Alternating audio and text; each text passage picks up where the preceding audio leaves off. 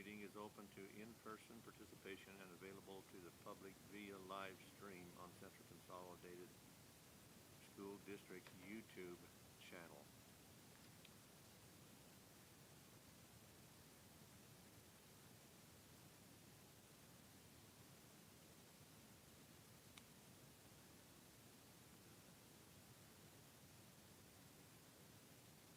We have Vice President Haskey. Present. Secretary George. Present. Ms. Asmus. Here. Mr. Montoya. Here. And myself. We have a quorum. We'll begin with the Pledge of Allegiance. Would you all rise, please, and face the flag?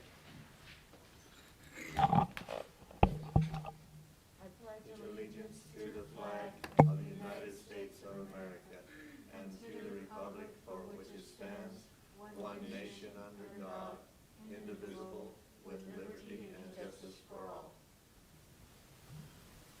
And ask Ms. George to offer a prayer.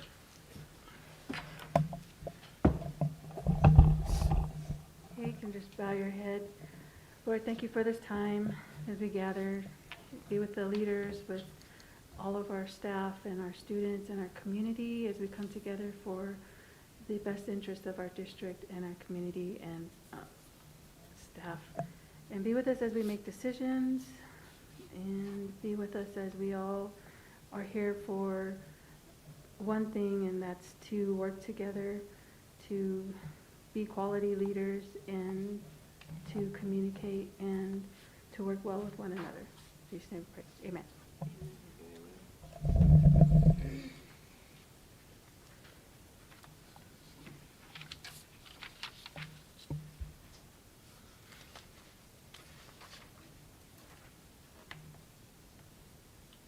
Item D, agenda review. Consent agenda, right? Can we read that? Yeah, you just.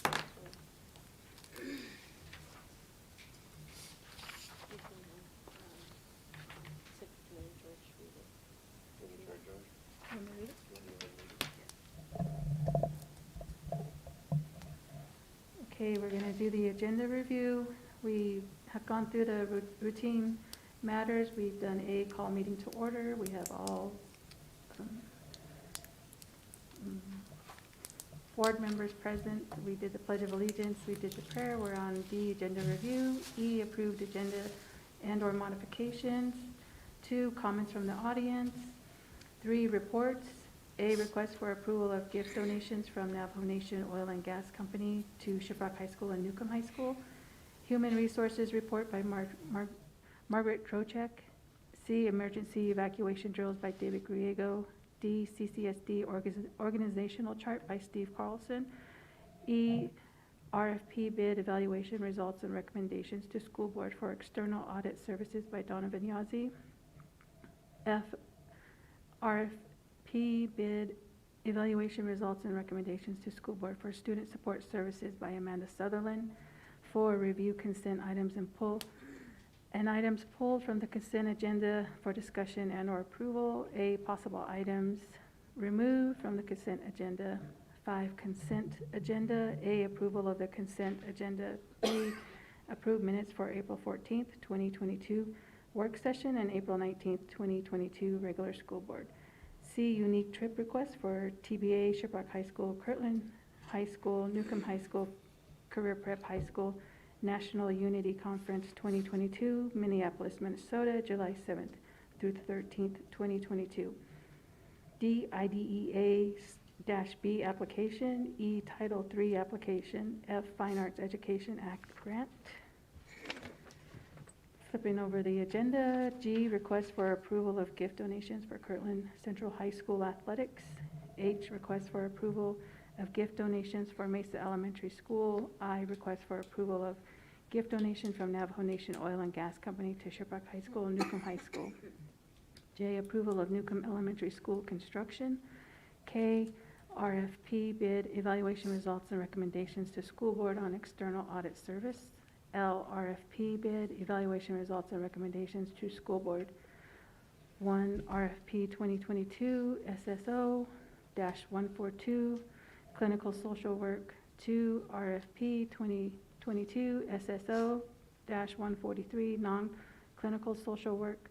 3 RFP 2022 SSO-144, physical therapy. 4 RFP 2022 SSO-145, teacher of the blind and visually impaired. M, approval of school year 2022-2023 district calendar. N, procurement over 60,000.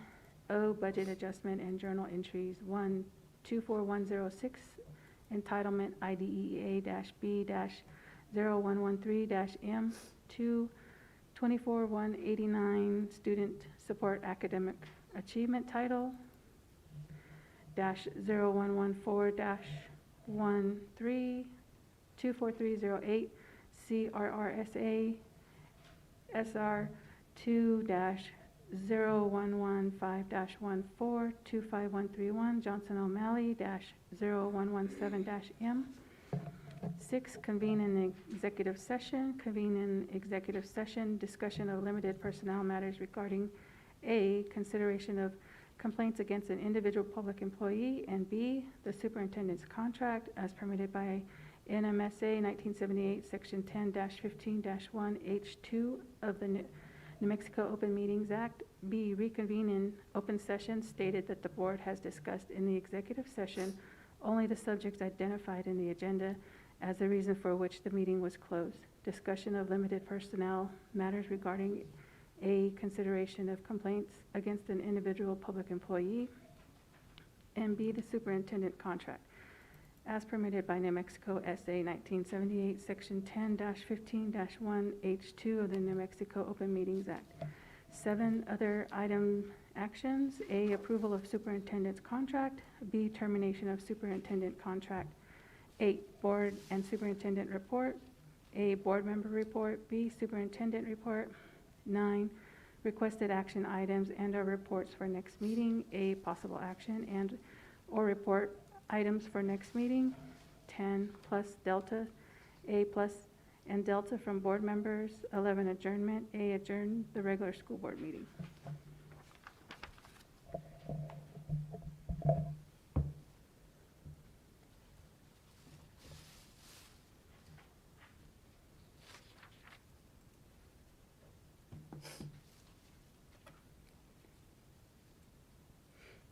Next item is number 2, comments from the audience. We have one.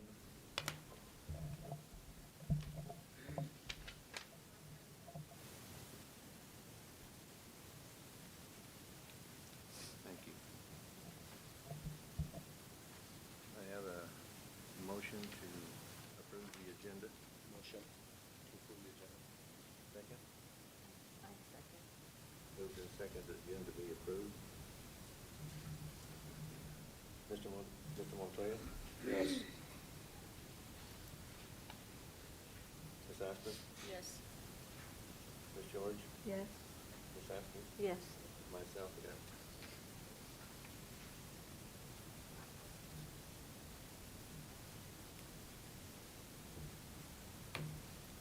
Now, comments from the audience.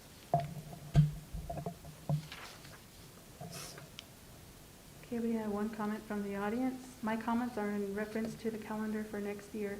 The staff has been asked to vote 3 different times on a calendar choice. The discussion from the board work session has led us to believe our voices are not being heard. The shortage of teachers nationwide has to do with teachers' voices not being heard. Teachers on average work 60 to 70 hours a week and get paid for 37 and a half. Our argument is not for a shorter week, but we need time to plan for the upcoming week. More and more is required from teachers each year.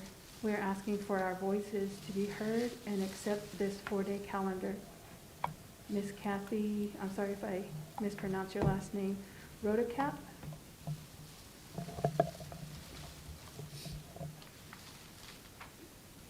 And I received a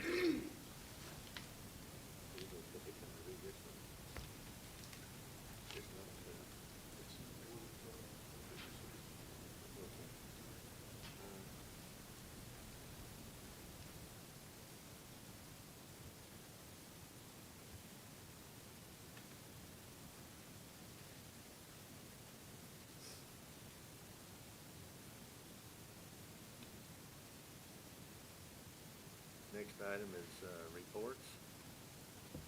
Request for approval of gift donation from Navajo Nation Oil and Gas Company to Shiprock High School and Newcomb High School.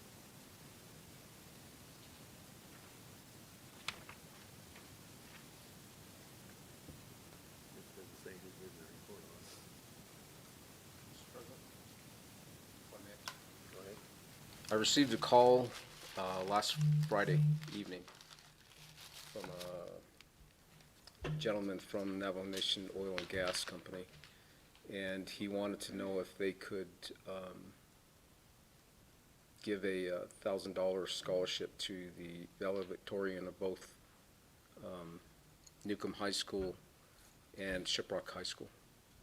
And I had asked him if it was all the high schools in CCSD. He said just the ones on the reservation, that they were going to do that for. And then I, in the process, got in contact with the superintendent and gave the pertinent information to Miss Ray and then to the superintendent. Yes. We have Mr. Alsosi on Zoom. Okay.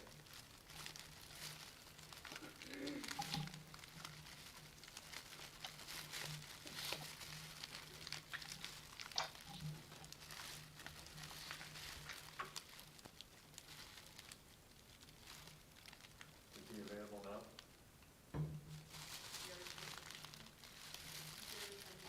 Okay.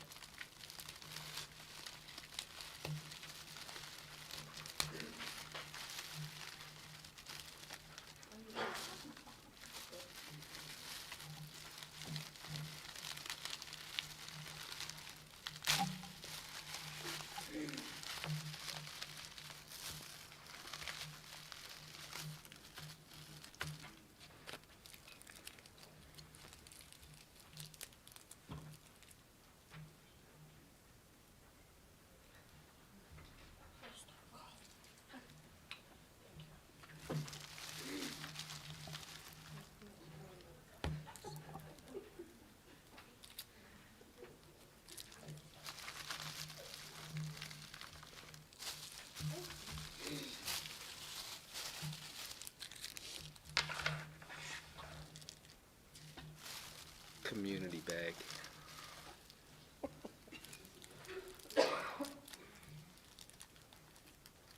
Somebody said I wasn't sweet enough.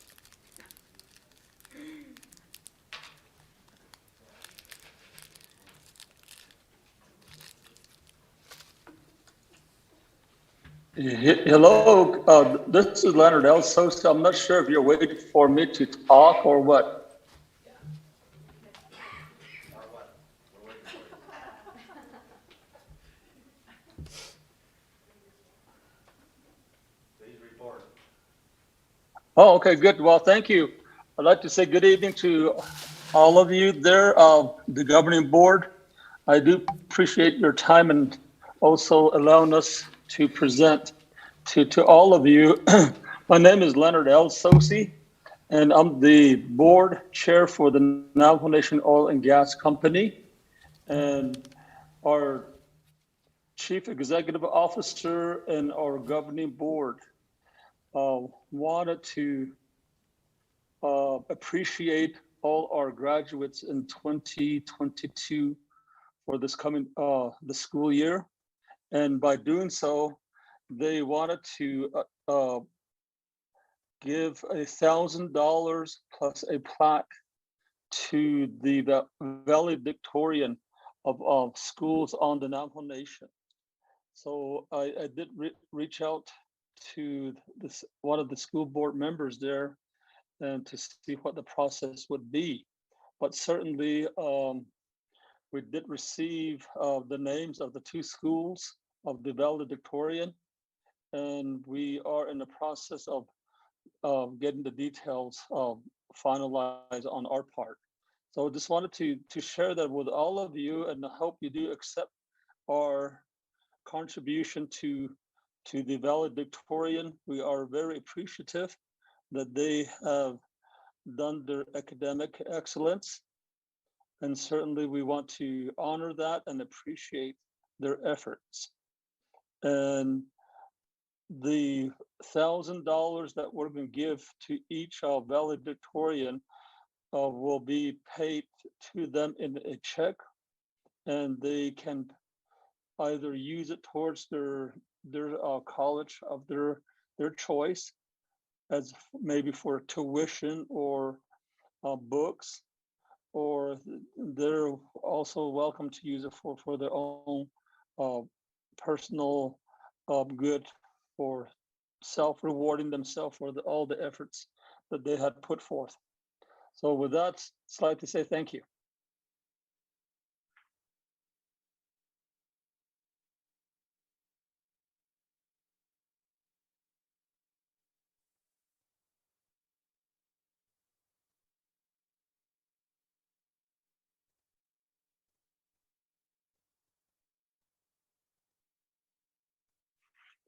Can you hear me?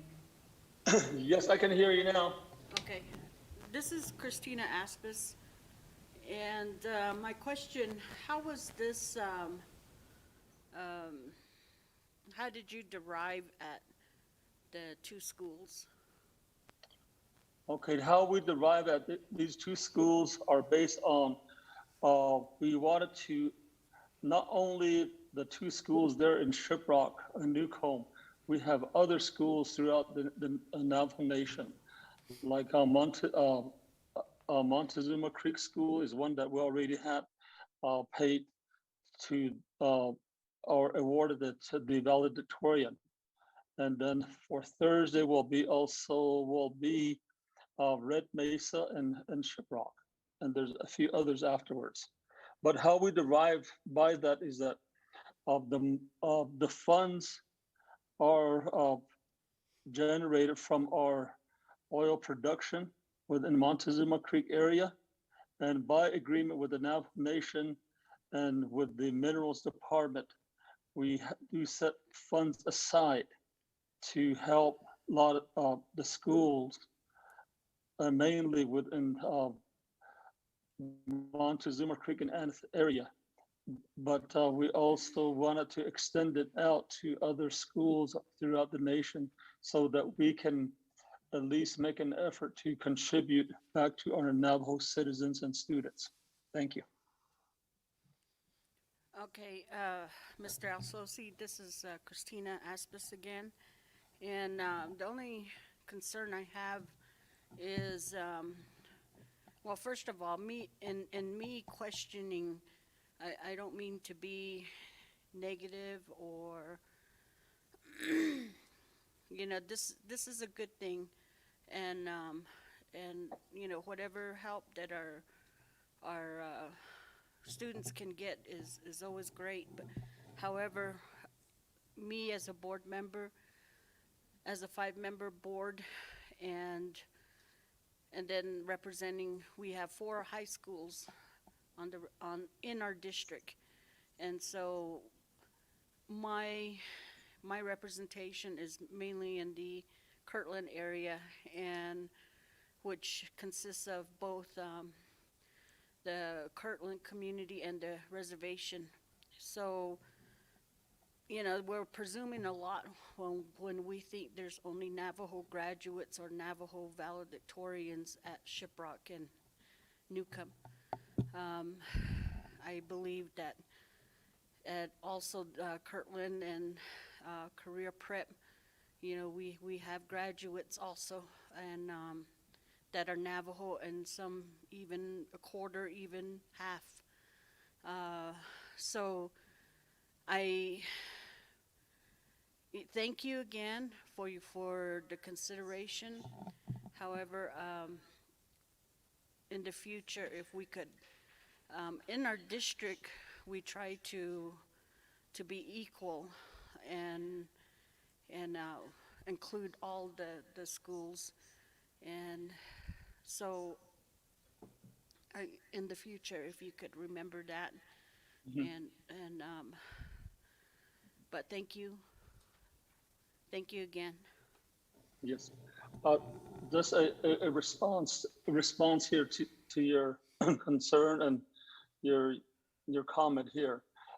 This is the first year that we're actually going out beyond our focus area. But certainly, yes, we will look at the other schools that you have within your district. And right now, we're just kind of concentrating on the Navajo schools, but just like you said, you have schools outside the Navajo Nation, and certainly we can take those into consideration for next year's. Thank you.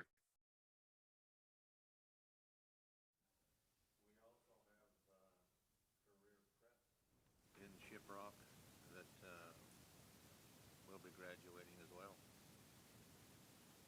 It appears that they were overlooked.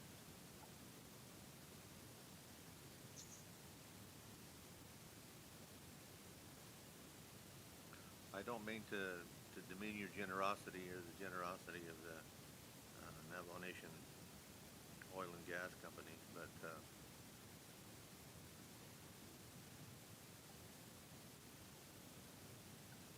perhaps in the future, career prep could be recognized as well as the rest of the district. Anyway, are there any other comments from the board? Ms. George.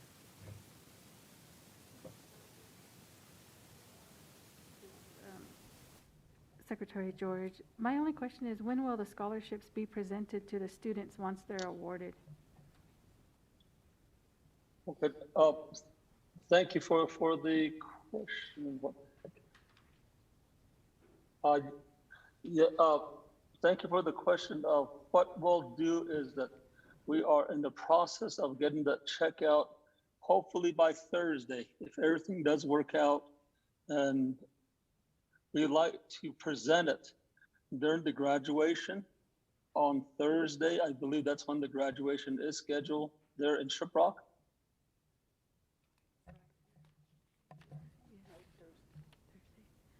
Okay, thank you for that. My other question is, just like as the other two board members mentioned, career prep. I think it would be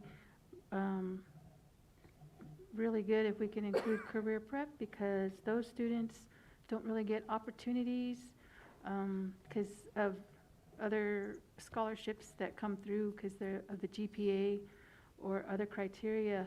And so I think that including career prep as being in Shiprock is one of the high schools, I think that we need to include them as well. Thank you. Okay, thank you. Any other comments? Thank you, Mr. President. Mr. Alsosi, thank you for your generosity to our students and recognizing them. We appreciate the fact that your company is doing what they're doing to help further the education of these students. So please tell everyone on your board and the leadership of your company that we said thank you very much. I appreciate it. Thank you. On that same vein, yes, the board wishes to thank the Navajo Nation Oil and Gas Company for your generosity and for the recognition of students that make concerted efforts to be at the top of their class and to take advantage of the education. Thank you again.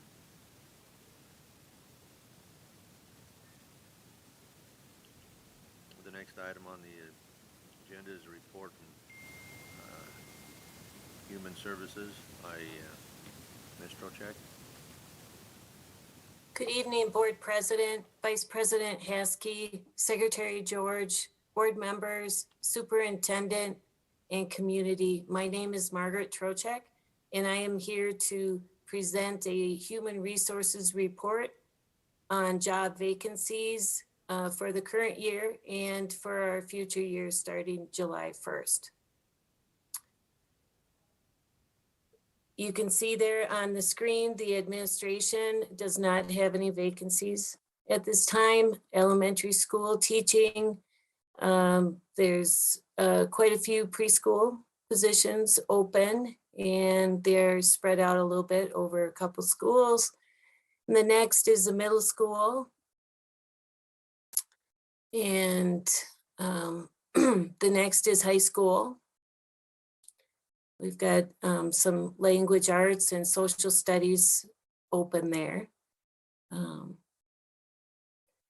Non-certified. We have educational aides there.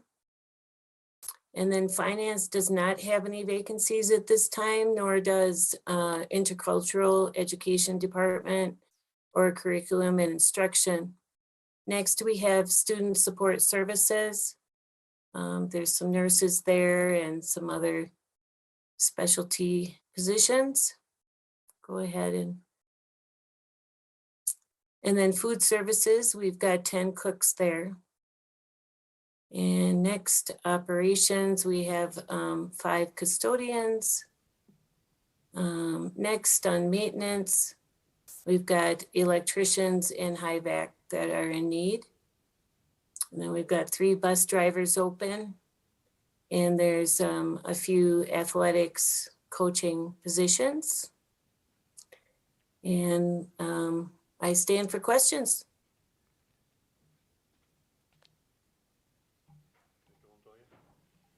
Ms. Trocheck, Yes, sir. how many total vacancies? 100. Is that typical for this time of the year? Yes, it is.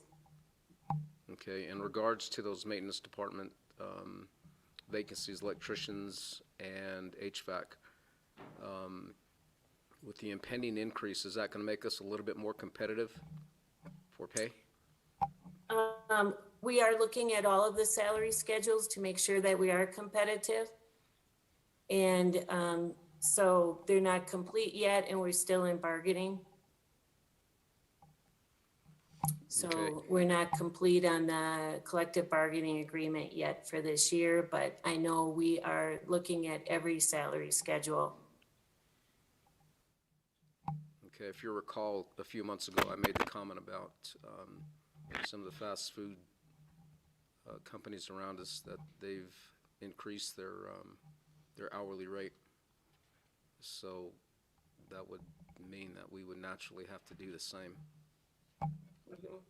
I think Mr. Yazzie, when he is speaking, he will be able to expand on what we're doing with the salary schedules, but a lot of time has already been spent making sure that we will be competitive, because we do want to recruit from the area, other districts. So Thank you. thank you.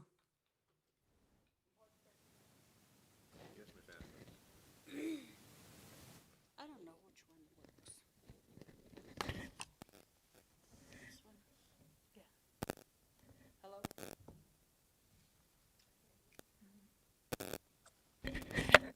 Ms. Trocheck, can we scroll up to the top of the page? Sure. Thank you, Sharon. So each space is a vacancy, or are you just grouping them? All of these are singular. When you get to support services, there's a couple positions that have 3. And, well, there's one that has 3 and one that has 2. We're up in this section right now. These are all singular. Each job as it's posted is assigned a job ID. You can see to the left there. And in the case of jobs that are exactly identical, for support services is the only one I can think of right now, and substitute staffing that has more than 1 vacancy open. Okay, so when I'm looking at this music teacher, that's 1 vacancy, right? Yes, ma'am. Okay, and then you claimed that there was some that are 3 people? Which one are those?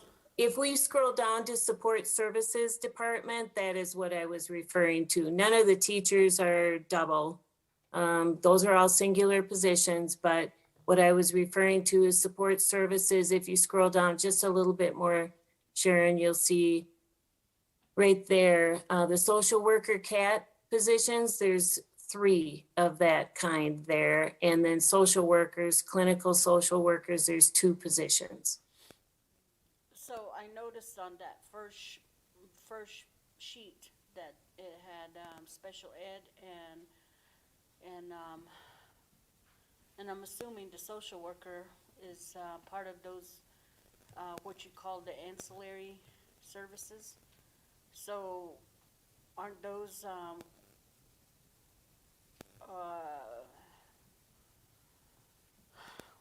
what's the word, RFP?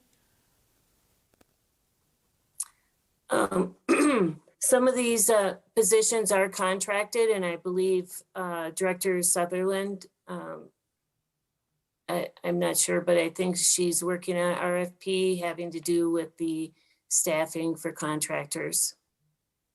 Did you call it RFD as in dog or RFP as in pizza? RFP and request for proposal. Okay, so on those RFP, so you're getting I would say a contractor, and why are they included in the HR report? They are posted for filling if we can locate people for those positions. Okay. So, and can you go back up to the, right there, that intercultural education?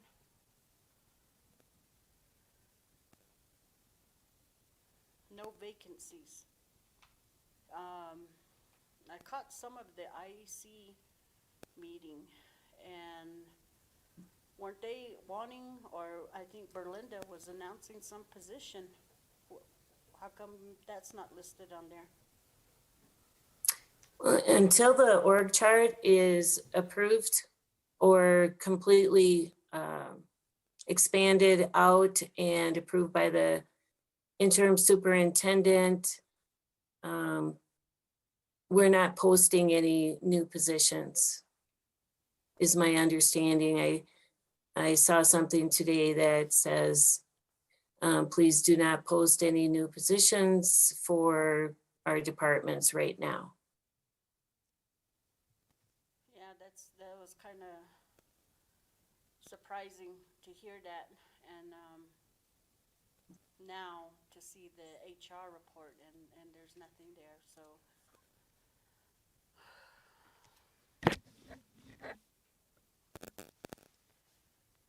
And you were saying that it's normal for 100 people. Yes, ma'am, this time of year. What was the number this time of the year last year? It was right at the same, because I do go through and count these as the springs come around, and we could put together a workbook with vacancy lists from prior years, if you would like that, so you can see that. Yeah, It is normal. Yeah, I would like to dive into this even more. Mhm. Because last year, I think I remember 70 something, and you said it was normal. Now we hear 100, which is normal. Need to get our facts and see what is normal, and also with how is the hiring, or how is that going, the postings, where are you exactly going for your job fairs, or? One of our staff just went to a job fair a week or 2 ago. We haven't had a whole lot of results from our job fairs. We are boosting jobs, hard to fill jobs on Indeed.com, and then communicating with those people that are applying on Indeed.com. We have someone delegated to get those people over to our website to apply on our software.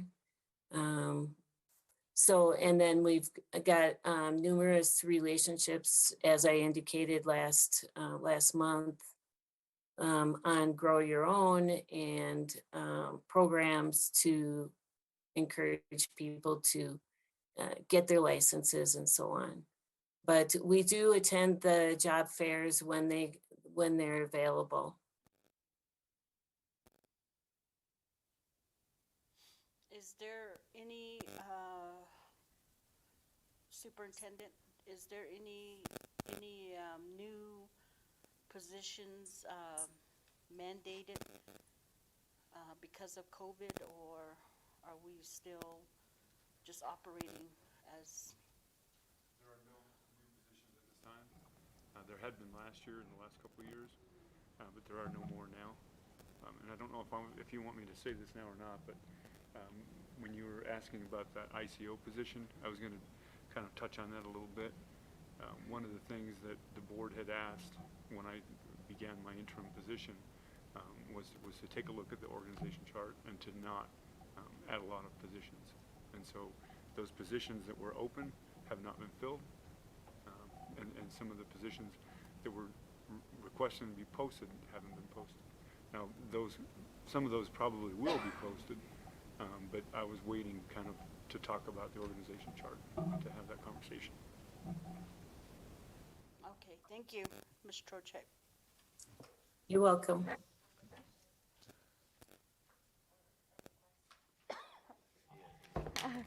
Ms. Trocheck, I'm sorry if I butchered your name. Sorry about that.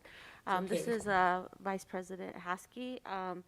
Can I get a list of all the hard-to-fill positions, a list of that, so we can kind of strategize in regards to filling those positions?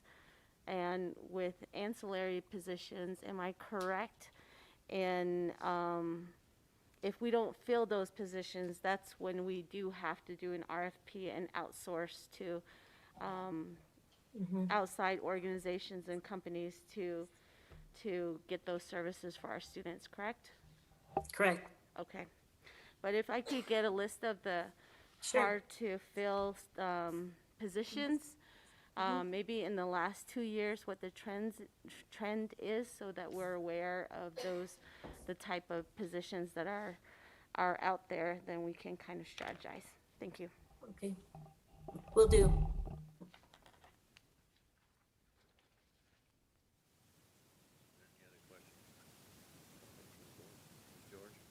Thank you.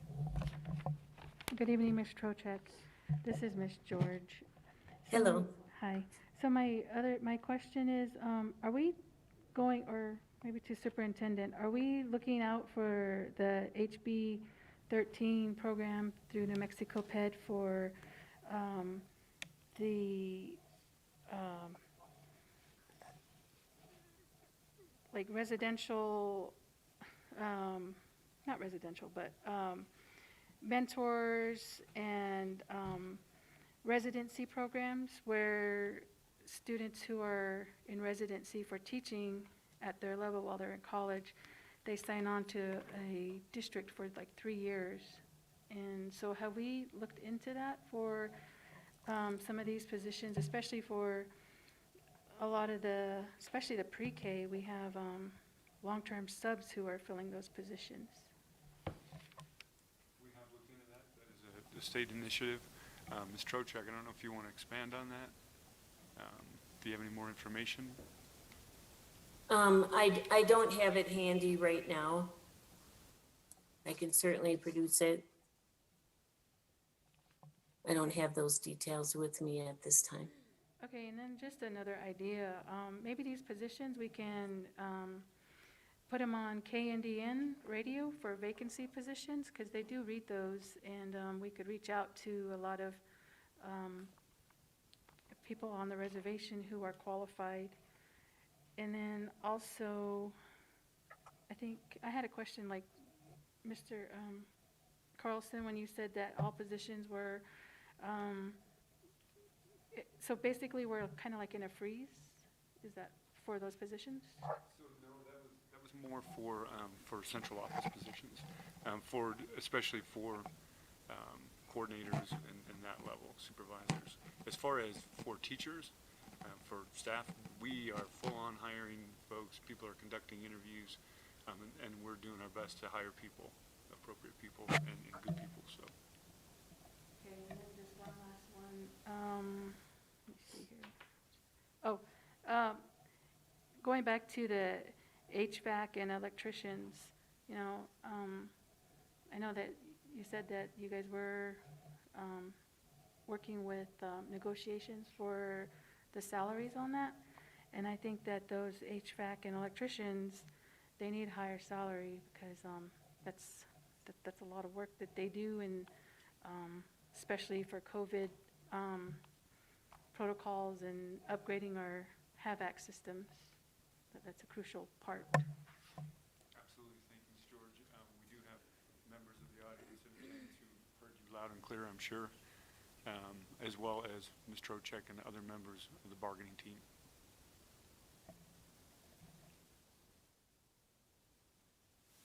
I didn't hear the first part of what you just said, if it was something I needed to respond to. Your voice faded. You're talking about mine? So Yes, all it was, the answer was just that we are in negotiations and we are looking at good salaries for those folks, basically. Superintendent, may I mention the J1 teachers that were reaching out? You may. Okay. That is one thing we are doing to fill the hard to fill positions. Is I know we've got 5 from the broker that is used for the J1 visas. We are also looking at the existing foreign national teachers as their visas expire to have them become H1B with us. So I think that strategy will help us quite a bit in the hard to fill positions.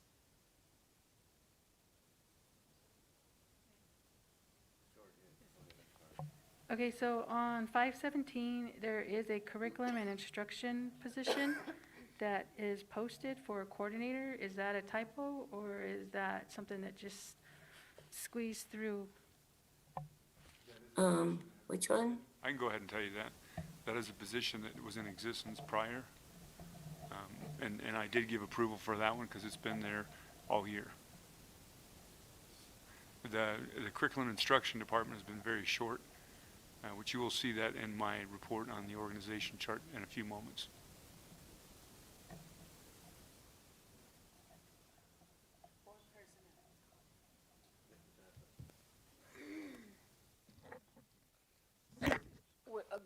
Along with what Ms. George has been putting out and saying, I would like to know, or if it's even said or talked about loan forgiveness or student loan forgiveness, and also with I know we used to have a lot of TFA. Is that right, teacher? Yeah. And I think the big thing about that was a lot of them signed on before loan forgiveness, student loan forgiveness, and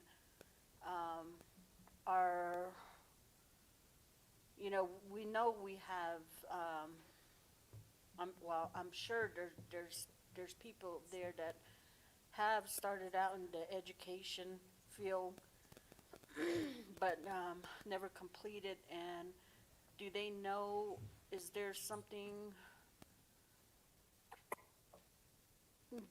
here that they can do, or they can possibly get their student loan forgiven? Do you know of those? I know we get applications into our office to fill out for the people that are working with their brokers for loan forgiveness. We have had some seminars in the past brought people in. We aren't currently having someone into the district or going to the schools to talk about that. But we respond whenever someone gives us that paperwork to give them the information that they might need.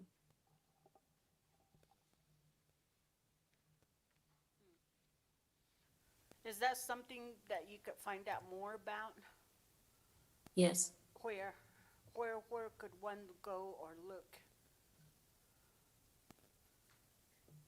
There's through the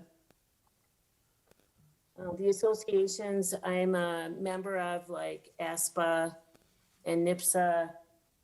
There are vendors that go to all the conferences, and that will not be difficult to find some vendors to contact and see what we can do to bring that information in. Okay, thank you. Any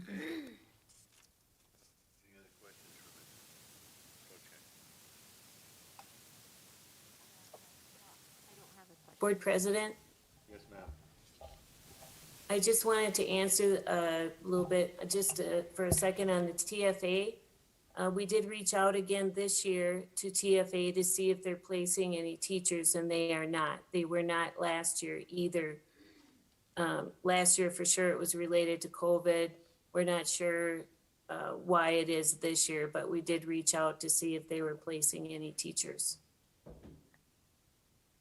Thank you. Ms. Trocek, have you, this is Vice President Haskey again. I don't know if a discussion in regards to not just the loan forgiveness, but if there has been, if there's been options in the school district in the past where people who are going to school currently, if they could get tuition reimbursement to a cap amount to invest in the employees that we have currently in our workforce. Has that ever been a discussion, and has there been any, I guess, previous studies or anything that has been done in regards to that? Board President, Superintendent, may I answer? Vice President Haskey, we do on the website under HR, under Grow Your Own, there is a pilot program. We are currently refunding tuition to people that, the teachers that are qualifying for reimbursement. It's a pilot program. It was set off this year, or it was collaborated with ICO, Intercultural Education Department.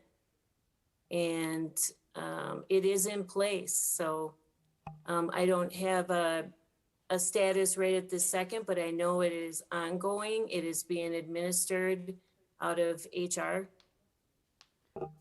Thank you. And would that also be applicable for those hard to fill ancillary positions? Right now, I think the reimbursements are narrow to gain licensure.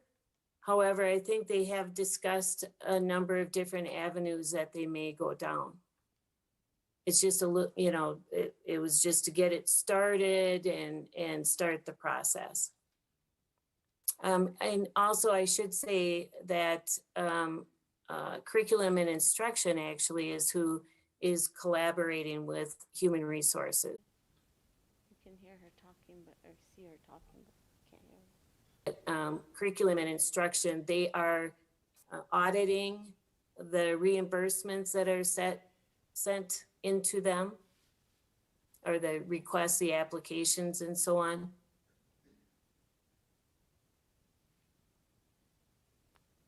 Okay, thank you.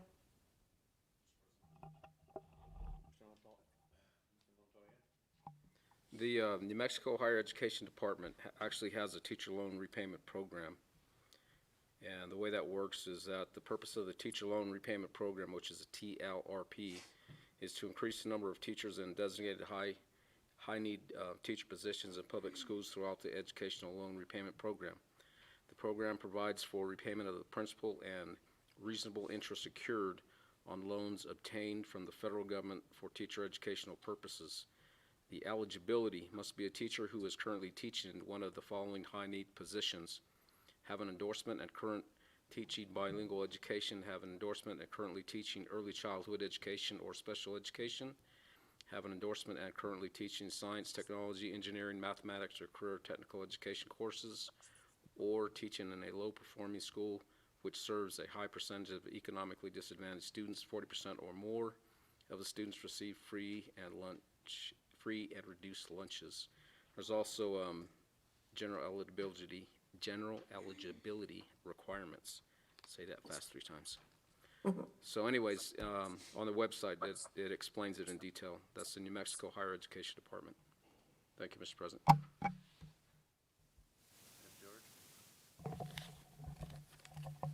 Ms. Trocek, this is Ms. George again. For the ancillary and nurses, is the hiring process, is that due to their state license and then following, applying for their NPI number and their Medicaid number for billing, and then they're applying for their New Mexico PED license along with their state license for ancillary and nurses to practice in the New Mexico schools? Is that a big issue for hiring in those positions? Board President, Superintendent, I would like to defer to Director Sutherland. If she would like to answer that, because those are in her department and they do most of the processes in vetting the new hires and so on. And so I think she'd be the best one to answer that. Ms. Sutherland?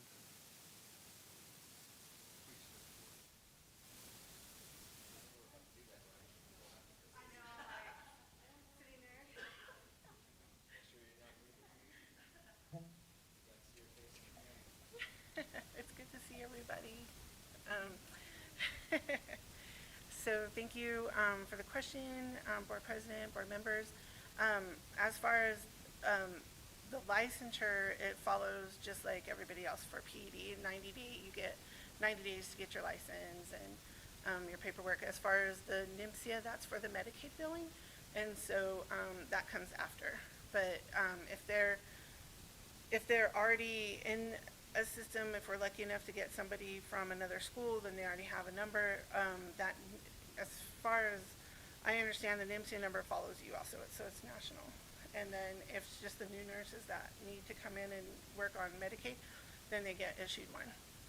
And we're excited because our Medicaid process is changing, and then we'll have more information coming out later on how that will affect all students. So. Thank you, Ms. Sutherland. The question that I have is the 90-day license that they have, is that, can we have that in writing? Or, I mean, can you send that to us? HR can. It's a PD timeline. So if like I come from Arizona to the state, I have 90 days to get my paperwork in order. Okay, so are the nurses not doing their compact license then? Like if they're licensed in Arizona and Colorado, they have a compact license and they could have New Mexico on there. So with that 90-day license that they have, is that not? It's not through us, it's through PD. So what they do is they send their information, so it flows to PED, so we don't control it. We're just saying that if, when we look at their license, it'll give us that time frame that PD is allowing. So I can't just bring somebody on and say, oh, we're gonna give you 90 days. It has to go through the whole process of PED, and then the HR is notified, and then when they get in there to look, then it has the date. Okay, are you saying PD or PED? Public Education Department. Sorry. I don't Okay, know. I was like professional development. Okay, thank you. You say PED. Ped, yeah, ped. If I may be allowed, just a little bit on the tuition for ancillary. Most of the related service that come on, they're already like master level, except everybody except for the non-clinical, but they're already at a master level. So we talked about like maybe bonuses or housing, but we understand that the housing goes to the teachers first because we're just a supplement to the teachers, but we have been thinking about stuff like that. Are there any other questions?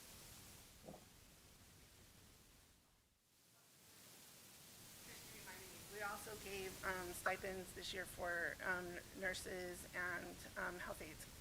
So Is that the one that everybody got, when it was the 100 or 200? Is it different? yeah, we budgeted it to try to retain the people that we have, and so because we want them to feel appreciated, and it was just the district staff because you can't. Oh, yeah, with the contract you can't, yeah. offer that. So. So it's more like a retention bonus? Mm-hmm. Okay. And we were hoping word of mouth. Like we have had people that know somebody that's come into the district. So, but we have our problem that we run into with nurses is like we had one that came, but once they see their salary, they make more in a 3-day shift at the hospital than school. But school is totally different. Their license is different, and so.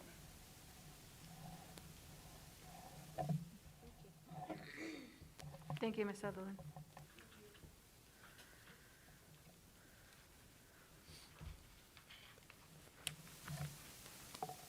Is that all for Ms. Trocheck and Ms. Sutherland? Go ahead, please. Ms. Sutherland, do we ever expect in the future to have in-house?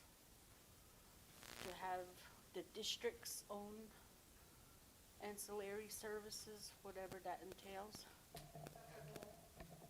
How are we working towards that?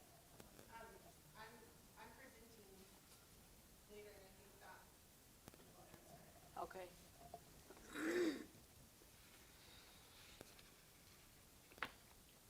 Anything else?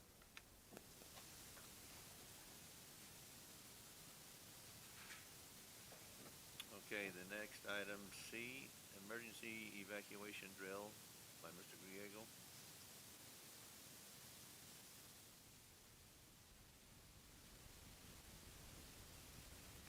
Good evening, Board President, members of the board, Superintendent Carlson. My name is David Griego. I'm the safety coordinator for the district. Today I was asked to go over the requirements from the Mexico Public Education Department in regards to the emergency drills. This year they changed it from the pandemic where we were only having to do 4 drills during the pandemic because we weren't at 100%, but however we went back to what normal standard emergency drills are for the school year. So during the first 4 weeks of the schools shall conduct 2 fire drills, 1 evacuation drill, 1 active shooter / shelter in place drill. And after that first 4 weeks during the school year, each school shall conduct at least 4 additional emergency drills, at least 2 of which shall be fire drills. At this point, I've checked in with all the schools. The majority of our schools have met compliance with either 8 or more drills that they've done. We have a handful, maybe 4, I believe, that have like 1 more drill left before school ends. And with that, I stand for questions. Right. They assured me it'll be done by May 30th. Mr. Montoya. Mr. Griego, I know that on occasion they have those mock drills. Are we planning that, the district planning that, to do that? And I say that because of complacency. Ms. Montoya, that's a good question. I do communicate with the San Juan Emergency Operations and Management there. They know they're planning a big reunification drill in October. I have expressed interest in our district participating in that drill, so I believe in the next couple months we're going to meet with all the schools to figure out the logistics and exactly how that drill is going to take place, but it's going to take place in October of this year. Okay, I say that because I think the last time that was something similar was after the shoot-in Aztec, because I remember I was here in Kirtland at the high school, and it got locked down. Even though it wasn't a full-blown mock drill, it was some semblance of, which was good, because, I mean, there was people who were concerned and worried and didn't know how to act or react to that, and that's one of the best things to do. You have to go into school and just make people aware and put them under that pressure, and especially when it's unknown, and they come in and they do it, and see how people react under that stress. So I appreciate it. Thank you. Thank you, sir. Hello, Mr. Riego. Since the students have been back in school this whole school year and staff have been in the building, why haven't we had a tabletop or a simulated emergency situation all these years? I mean, you know, classroom or an emergency response situation. Why haven't we had that when we had staff and students in the building? So we haven't had any tabletops because we're still trying to switch over from the pandemic and getting the schools used to doing the emergency drills. I have been in contact with the sheriff's office and planning on tabletops and school safety classes that they want to start doing the next school year. I wanted to get together and get a good tabletop. We also were in the process of getting school radios issued to all the schools this year, so we're able to complete that where all of our schools have radios now and have good communications within the school buildings. There's been some discussions of bringing in some radio training, and just like Mr. Montoya said, where we're going to actually teach the staff how to operate the radios, and then actually maybe get with law enforcement and do a mock drill with just the staff when the staff are in the buildings, and do something like Mr. Montoya said, put the staff in a situation, in a no situation, and go through the drills. Okay, so my disappointment with this is that we have staff and we have students in the building. Safety is our number one concern, especially after shootings. And we just had on the news shootings at the grocery store. We could have had an active shooter drill, and you could have partnered with Navajo or IHS because they have it all set up. You could have partnered with Navajo Nation. You know, to say that, to use COVID as an excuse, we've been in the building. Students have been in the building. There's no excuse for it. There should have been at least a tabletop discussion at least, where you go in and you sit and you give us simulated situations on paper, and the staff react.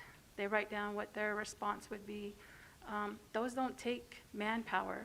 They just take time, and they take sitting down and actually talking with the school on their safety. And then also, I know you just went through the drills for the schools, but why isn't it presented on paper? I mean, I know you know it up here, but why isn't it presented on paper? Because that's a living document. That gets turned into New Mexico PED. That's a report. I agree. I agree, Ms. George. I apologize. I was out of town for the last couple of days, and I was advised this morning that I'd be attending this meeting, so I tried to get what I could together and have it here for my notes. Again, I'm disappointed to hear that response, because as a safety coordinator, I would think that you would have those always, you know, at hand, because you are in charge of 900 plus staff plus students. Ms. George, I do have a living document that I do keep on my computer that Mr. Burholst and I have. Well, I would think that you would bring that here as your title and report off of that. The other thing is, are you using an ICT, FEMA, secondary, primary, tertiary? Do we have that? Are you referring to the FEMA federal guidelines? No, I'm not referring to that. I'm referring to the logistics in the ICT command system. So, ICS, the ICS system. Yes, ma'am. So my prior law enforcement experiences, that's what we operated off of. Also, all the districts in this area are operating off the same ICS command system. So that's the exact command system that we operate off. okay, so if we had an emergency that happened, let's say a fire drill that happened at SAO, so the interim superintendent, the financial financial director and, let's say, the building maintenance director, they know what their roles are when the police show up on that roster. They know that they are a primary, tertiary, or a secondary? I would have to look at the district safety plan for that building area, but if they're assigned to the safety plan, then they would know. Okay, and then when we have emergency drills that happen, fire, evacuation, fire drill, lockdown, shelter in place, do you have a document that's at the district level where you guys meet after that? Like, let's say one of the schools had a lockdown. After that lockdown is cleared and done, then the district office with the cabinet will sit down and they'll go over the district level emergency checklist to make sure that all processes have been followed, and there's a CAN report that's followed, and who was called, what time Navajo Nation was called, what time San Juan County Sheriff's was called, and also, does the schools, are they using their school level emergency checklist as well? Because you should have two. Yes, ma'am. So when the emergency drills are conducted, each school fills out a CAN report. They submit that to myself and Mr. Burholz. However, we don't go over the CAN report and review it. We just make sure that the report is accurate. If there's an incident, if it's an actual drill or something happened, they fill out an incident report and document what the incident was and what occurred. Okay, so you don't have a document that has the time when Navajo Nation or any EMS was called, what the, Yes, ma'am. That's on the incident report. of the CAN report? Because the CAN report only does. So there's two separate reports. The CAN report is basically the attendance sheet, Right. Who was accounted for, and then the incident report is totally separate from that. That documents the times, dates, when emergency services were contacted, a brief narrative of what the emergency was and what the end results were. Okay, on that, does it have the, who's to notify the ICT school leader, notify the building receptionist, account for all students and staff, notify parents? Was there an out dialer that went out? Who's the operations and maintenance, warehouse, transportation, housing, custodian, cooks? Was it put on the website? What's the out dialer resolution? Did a letter go home? Is there a pop-up? Does district staff, did the schools debrief? So after the schools have lockdown or evacuation, have they come in and did a debriefing themselves with the school principal, their safety team, and any other staff that feels that would like to be a part of that debriefing? So you're asking if there's a critical debrief after the incident? Yes, and I'm also asking if all these other things are I would have to- notified. I know some of that stuff is on that form, but I'd have to get that form to look at all that to see if that's, I know it doesn't contain everything that you just listed off. So, okay. Do you have a list of the crisis teams and the ICT command? So, a few months ago, I was asked to send the school safe plans to the board, which I did. That has the list of all the safety teams on the school safe plans. I think it's like page 3 or 4 of the school safe plans that were emailed out. Okay, so the Shipwreck Administration Office, the incident commander, the public communication officer, the safety official, the log scriber, the liaison official, planning, operations, logistics, and finance administration, has that been updated? You know what? It hasn't, because when I first got employed here, we submitted our safe school plans, I believe it was 2 years ago. Since then, the public education has changed their format. We're working with Mexico Ped to bring in somebody from the state to come in and assist us in documenting or restructuring the safe school plans, because we'll be needing to submit new ones. I believe it's going to be this following year. Mr. Griego, I'm really disappointed in that, because this roster that I just named off, the district does that with the superintendent. You do that with your cabinet, because the public information officer, for instance, would be Jared Noble. And then your operations, of course, would be like Miss Candace Thompson. Your logistics would be like your food service operator to plan meals, to migrate. And then your finance and administrator would be, for instance, Mr. Donovan Yazzie, because he's over finance. So if there's water, food, anything like that that needs to be bought at that time, this is a living document, and I actually have seen that document that you're talking about. I know that we have a document that exists in that.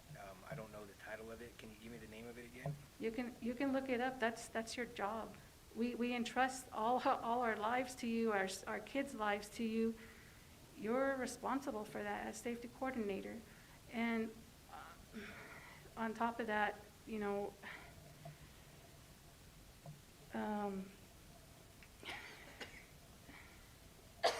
that list that I just named off, it was turned into the state, and there's almost 8 people on that list that are not even employed with the district, haven't even been employed with the district for a couple of years. It hasn't been updated.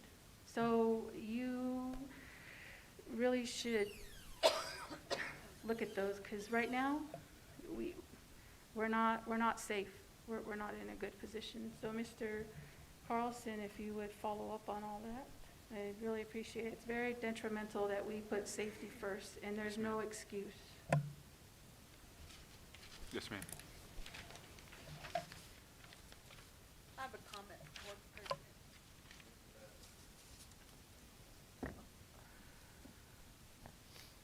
Superintendent, what I'm hearing is a lot of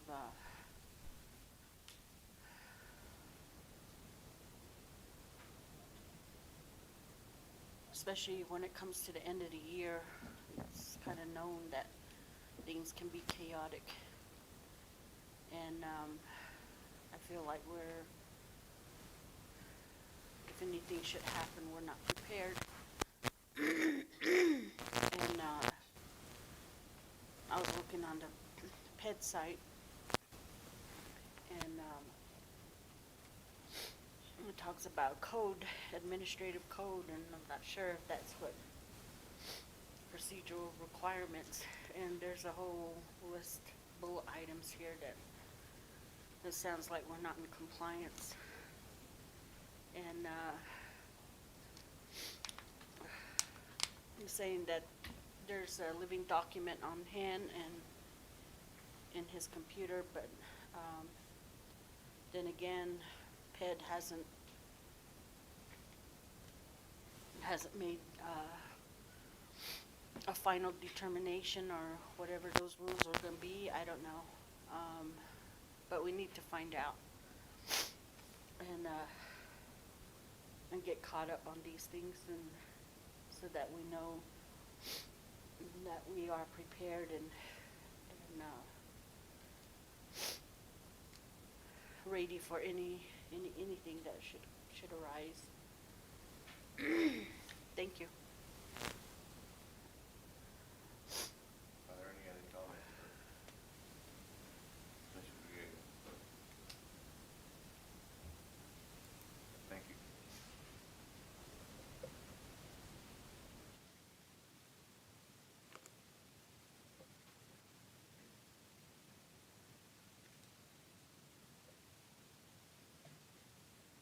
Item D, Mr. Carlson. CCSD organizational chart.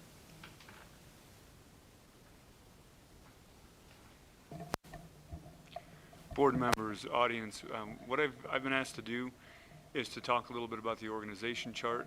So what I'm going to do is, we mentioned before that I've met with all the directors and we've talked about all their departments, and we've gone through their individual sections of the organizational chart. The entire district organizational chart is many pages, and if we were to go through every single position, there's a couple issues with that. One, that when we're talking about positions, we're talking about people. So we have to be real careful as when we're talking about personnel. So what I'd like to do is give you a general overview so that you can kind of see the structure.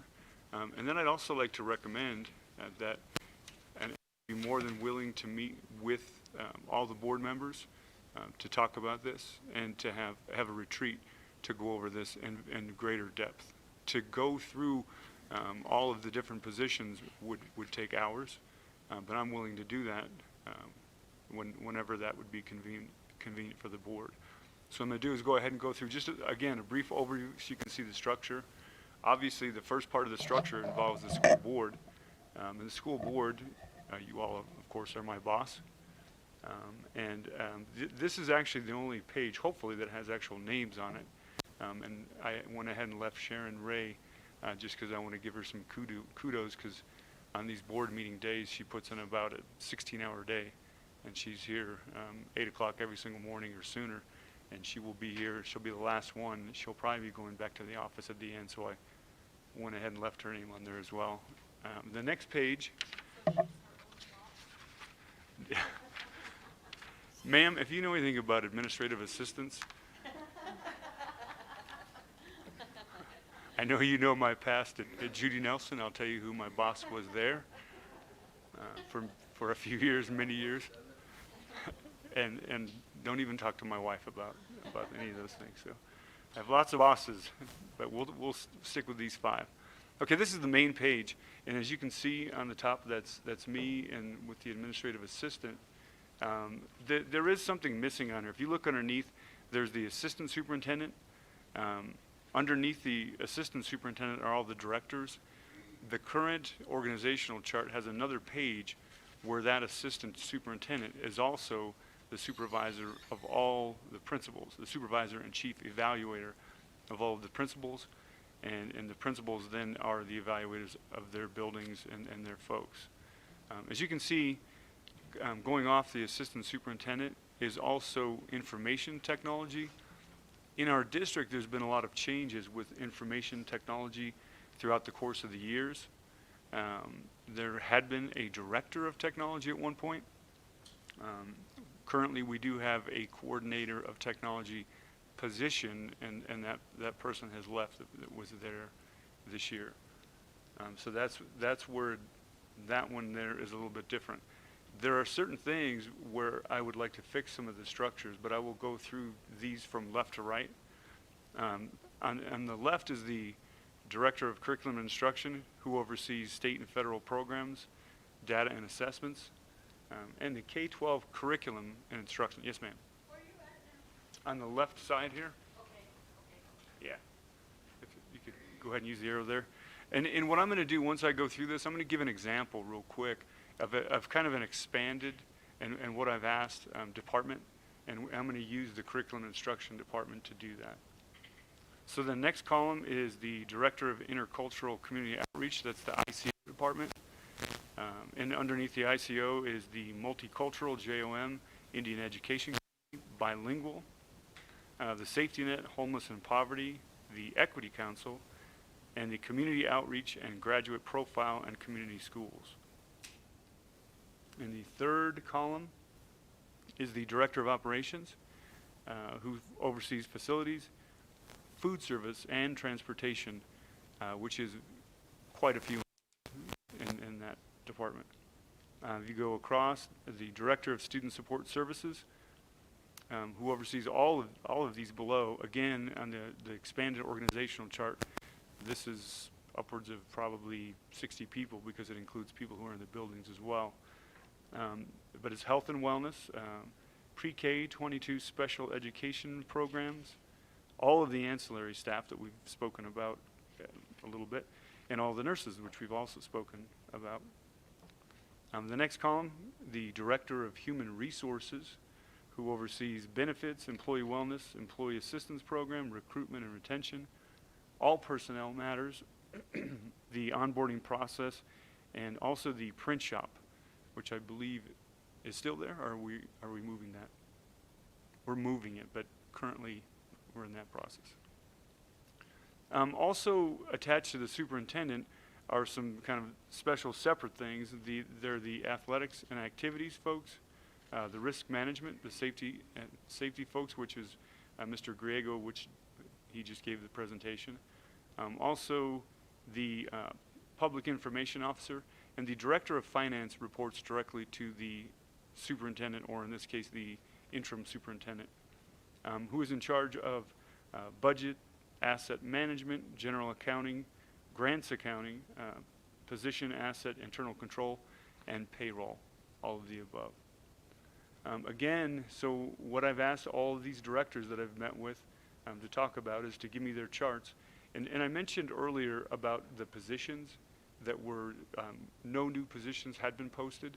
The reason that one did show up today was actually a bit of an error. That was a position that had been posted all year long and that had been taken down, and it didn't need to be taken down because it had never been filled. So what I'm going to do is I'm going to go to the next page just real quick and talk about some of the ideas for organizational chart for 2022 and 2023. Again, the directors have been to not hire open positions until we could go over possible changes. The direction, and I asked all directors, please look at your charts, because my direction from my boss, my 5 bosses, for these ones here, the school board, is that we definitely don't want to be adding positions. As a matter of fact, I've heard occasionally the term top-heavy being used, and I want to make sure that we're not adding positions that we're taking away, if at all possible. So that was the direction given to all directors. The following slide includes possible changes to positions. So this is the current chart. This again this isn't even the real expanded everything, because there's 23 total positions, and the original chart actually lists those out one by one. But this is the curriculum department, and so there is a director up on top of there, which of course she has clerical. They have a clerical. There has been a state federal programs coordinator with a federal program specialist, a curriculum instruction school improvement coordinator. That's a position that's been vacant all year. Underneath that position, there were 14 MLSS coaches. And some of those, quite a few of those, 11 of them, have been unfilled this year. If you look to the right of that, it is the Instructional Resource Supports Coordinator, also has been vacant. Underneath, a SAT 504 coach, a gifted ed coach, and then further an academic coach. So there are 17 coaches in this chart. This is the chart that was in place for this current school year. That's for a total of 23 positions. And if you'll go to the next slide, this again is a requested chart. This has not been put into place. There's actually, in my opinion, I believe we will remove at least one of these directors if this is something, directors, coordinators, if we actually implement this part of the chart. Again, there's the director with the confidential clerical on the side. And the state federal programs coordinator and federal program specialist, those would remain. There is a request for instructional coordinator for 4 elementary schools and 1 coach to help out with that. There's a request for the other 4 elementary schools, another instructional coordinator with 1 coach to help with the work there. There's a request on this for the 3 middle schools, another coordinator, and a request for a high school coordinator with a coach under each of those. Again, this isn't set in stone. This is a request. There is 1 director, 1 clerical, 1 specialist, 5 coordinators, and 4 coaches that she's requesting in this particular chart for a total of 12 positions. And I've asked her further, do we need all those positions? And she's actually come back since then and said we could eliminate one of these coordinators where that work would be absorbed elsewhere and by one of the other coordinators. And that is through the middle school and the high schools. And there's another page to this. If we look, again, this requested chart has a reduction of 11 positions. So this particular director has put together this. There's 2 newly requested positions, the 2 coordinators, but now that's down to 1. That would be funded through Title I. And so that doesn't take anything out of the operational monies. That's a reduction in payroll costs of about $500,000 in that department. And the reason for the request for those coordinators, the coaches were not able to be utilized really well this year to get into work with teachers and to help in schools. So the request is for, we actually have, and I don't know if the board realizes this, but this current school year, because of the restructuring of principals last year, I believe we have somewhere in the neighborhood of 11 first-year in their building principals. So the majority of principals are in their first year of their building, and in the elementary school level, that number is actually higher. I believe that there are 2 Kirtland principals. There were 2 earlier before I began sitting here that were experienced in their buildings, but I believe all the Shiprock principals, except for 1, were new principals in the elementary level. The Newcomb principal was also experienced as well. So we have quite a few newer principals, and those principals did not have a whole lot of support with the current structure. So the hope is that with more help, those principals can continue to improve. I don't know if anybody here has ever been a first-year principal, but I can tell you that every first-year principal makes a ton of mistakes and works hard to get staff support, but occasionally, or actually most often, does not always enjoy that support. So anyway, this is a snapshot of one department that I'm showing, and we're going to we would like to try to work with all the departments to do the best we can to eliminate positions when possible. So that's my organizational chart presentation for now. Again, I invite the board to meet with me and a team of mine to actually have a retreat to go over this, and we will be 100% transparent about what we do have and what we feel our needs are. And I stand for questions.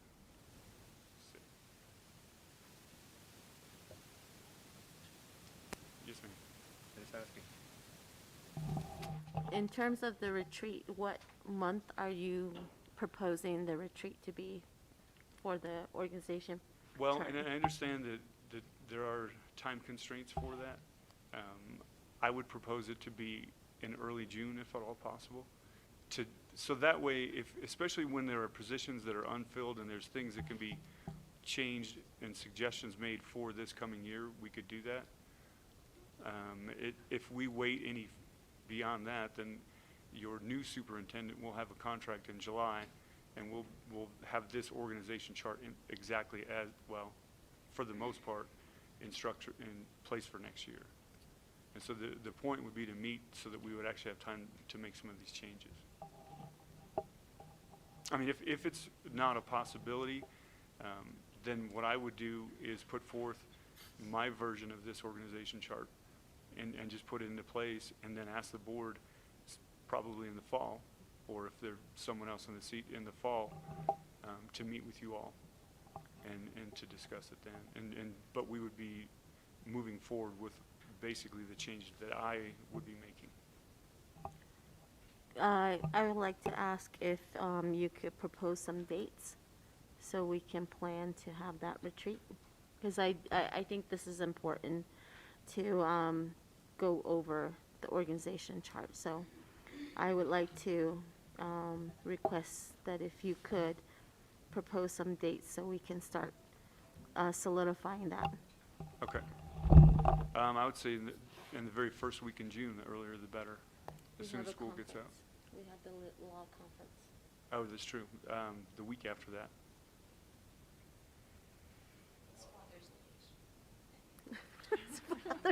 I do not want to meet during Father's Day. Are there any other comments?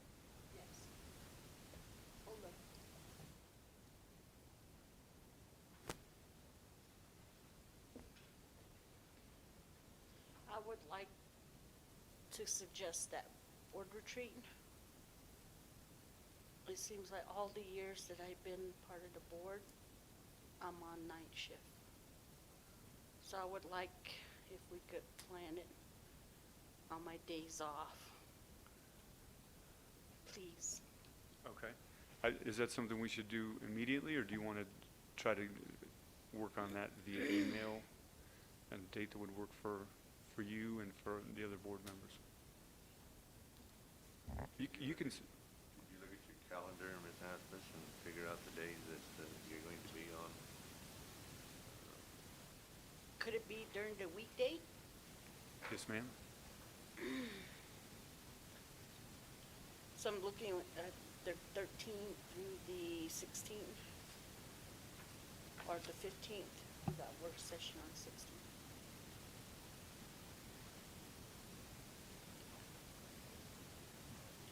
Are you looking at a 1-day, 2-day?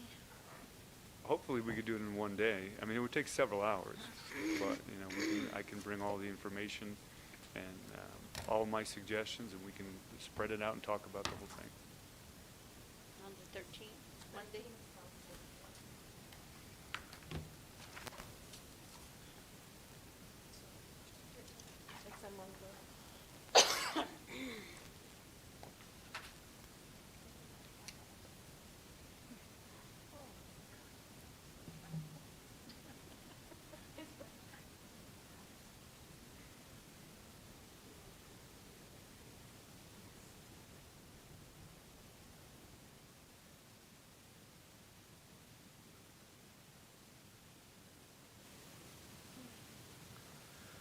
Any other questions or comments from Mr. Carlson? Yes.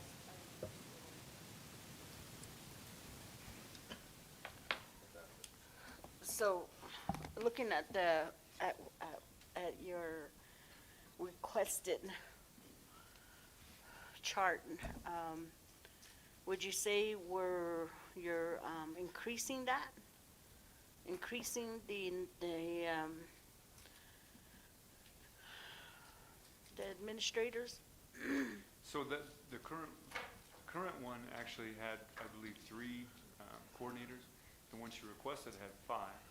The one that I'm considering right now the most would have 4, but it would also have a subtraction of quite a few coaches. Again, there would be one more coordinator in that one, yes. So, I guess my concern and why I asked that is that we, and it was a board decision. It was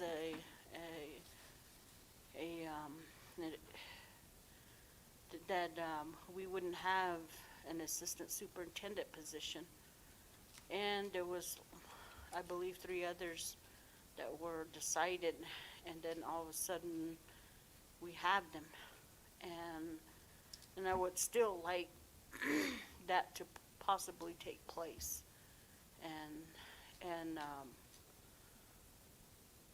and especially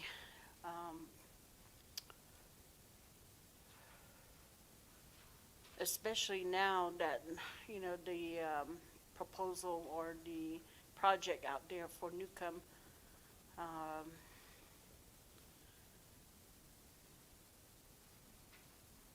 you know, I think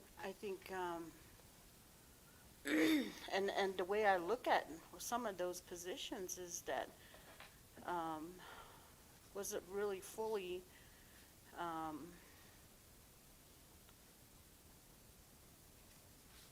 don't know what's the word to say, but wasn't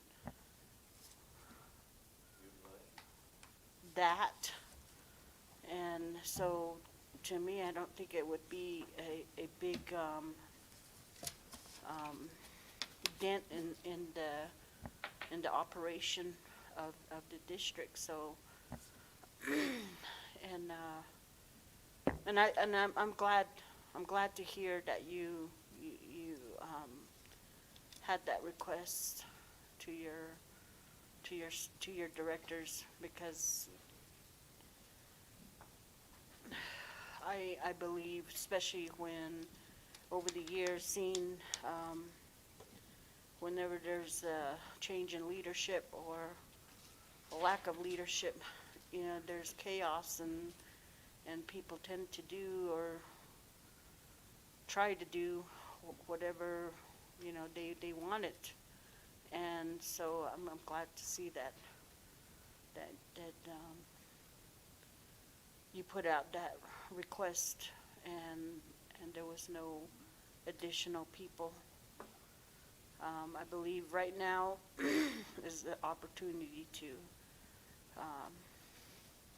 go through our organizational chart and see, because to me, I felt for the longest time that there were some areas that was redundant, and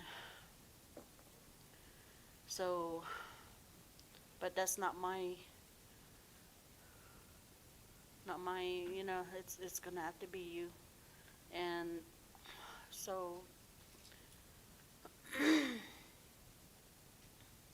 and I think with getting this board retreat done, we're gonna have to hurry and do it and get it done. Thank you.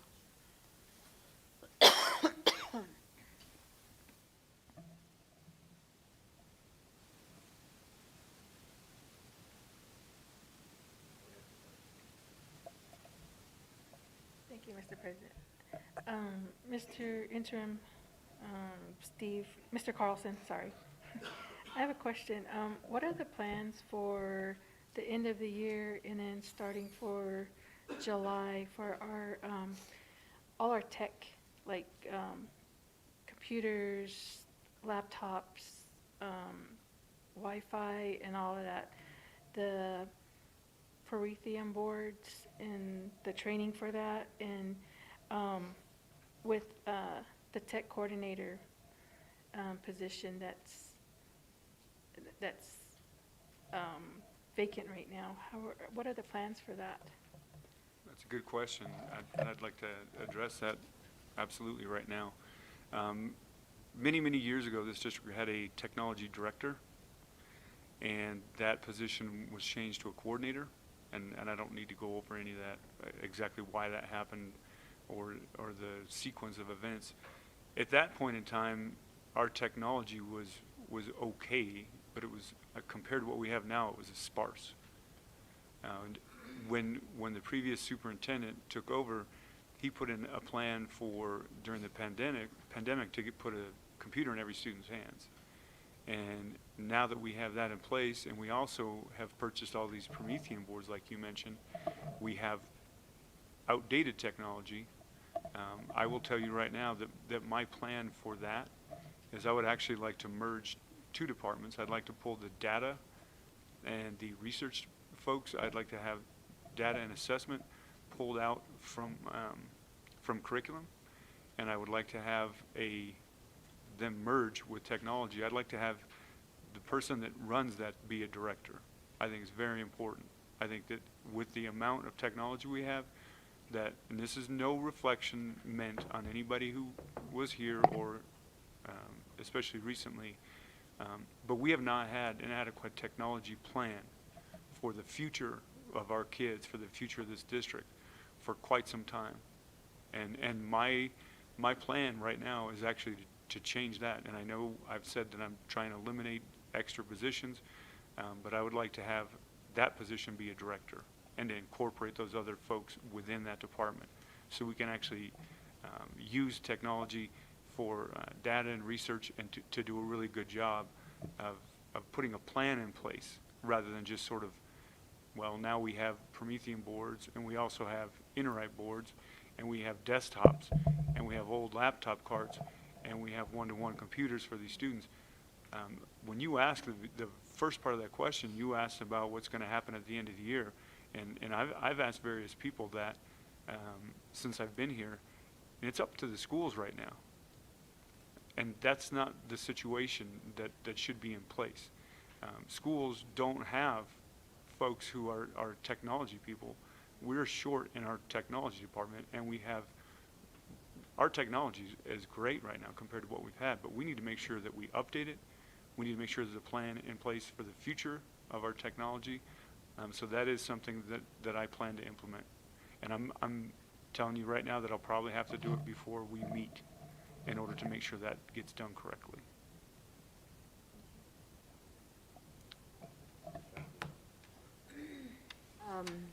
Mr. Carlson, I appreciate your plans, sharing your plans with us, the transparency. I think that for one, if those changes need to be made, those are well thought out changes. And I appreciate you providing the context and the thought of why you want to make those changes. So I appreciate you sharing that information.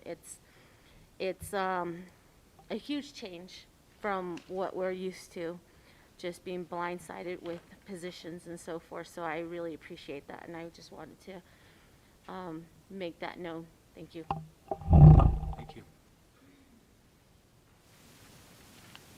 Are there any other comments from the board from Mr. Carlson?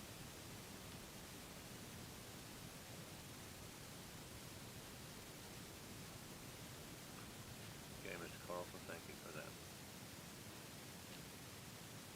Item E.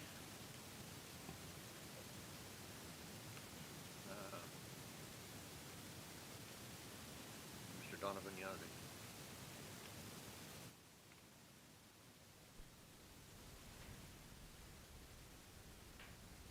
Thank you, Board President,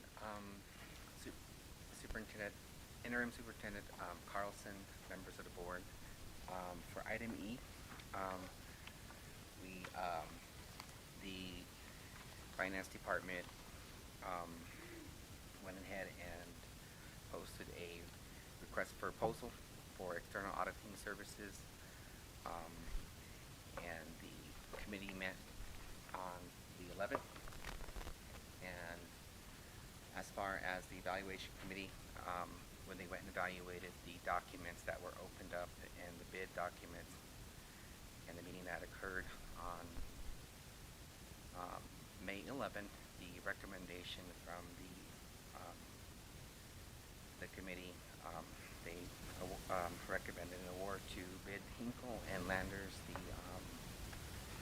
the award, and they based it off of the criteria that's presented here in the document. They looked at areas relating to the scope of work,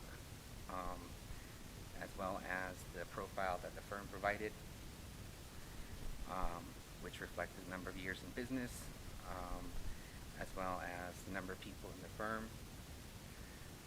The companies included references relating to this districts that they work for or local governments, and also when the information was presented to the evaluation committee, there was also looked at the methodology and qualifications from the firms, the practices that they gave an example of the percentage and time that they spent on the audits, and the details that were presented in those proposals, as well as the other criteria that was within that was the type of personnel they had within those firms, which included the number of their qualifications, background experience, and the availability to perform aspects of the work. On the next page, number 2, some of the highlights from the actual meeting that was held. They looked at the methodologies, the methods and procedures, and information that was broke down, and they spoke about that during that, as well as the experience that were and the qualifications that were provided by each of the different vendors that presented their proposals. And so, according to the evaluators, they did recommend Hinkle and Landers. So go ahead and stand for questions.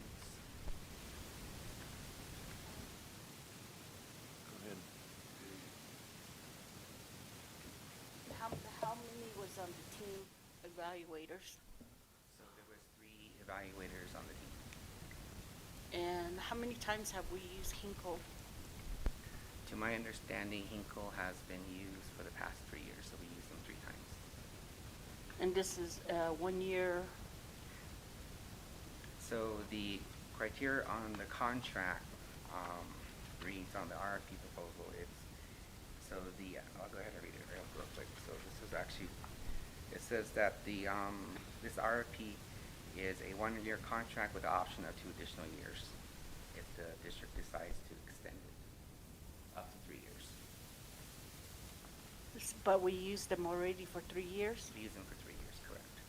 And you're extending it for the 4th year? So the extension only, So we have to, after the third year, we have to my understanding, we have to do another RFP bid, and we are at the end of our third year. So we have to present this again in a sense whether or not we have the option just to award this firm 1 year up to 3 years. So if we do it this year and we award it this year to this firm, then at the close of next year, we're allowed to, if we don't want to use them again next year, we can actually go through another bid proposal, and then we could pick another one then too as well. I'm not sure I understand the flow here. Superintendent, can you find out a little bit more? And looking at the other two that were part of this process,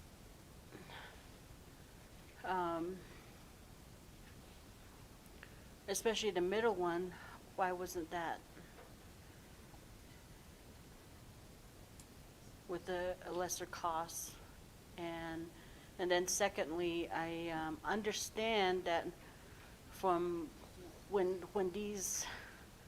they do the audit, they take on that new eyes approach, and there were some things that were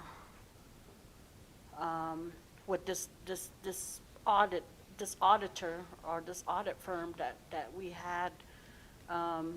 They pulled out some things that weren't issues before, and then they were findings now, and I appreciate that. I didn't like it. I would rather go for 0 findings, but again, I'd rather us, get, have new eyes look at these things and see that and make sure that we're in compliance and legal. So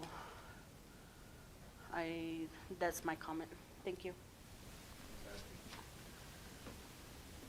I was on the evaluation committee. I'm not allowed to really disclose too much information, but in terms of evaluating the 3 firms, we were pretty thorough. There was actually different criteria that had to be met in regards to the state federal guidelines, and we were pretty cognizant of the cost differences, but the decision was made and it was unanimous based on the criteria sheet.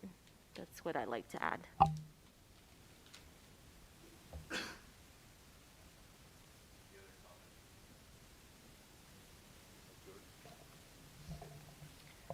Mr. Yazzie, good evening. So my question is, for any of these bids, are there 3 or more contractors that put in their bids? And if they do, are these sealed bids at that time? And then Ms. Haskey already answered my last question that I was going to ask. Secretary George, members of the board, Interim Superintendent Carlson, yes. So the actual RFP that was issued out on April 14th, and each of the, this is also posted on our district website as well. We are required to submit these bid proposals out to the general public for the vendors. The vendors are given a set amount of time to return the actual bids to us, and we're not allowed to open them until we actually have the evaluation date. I believe that was May 11th. And so those are actually, is that correct, May 11th? 13th, my apologies, correct the date, May 13th.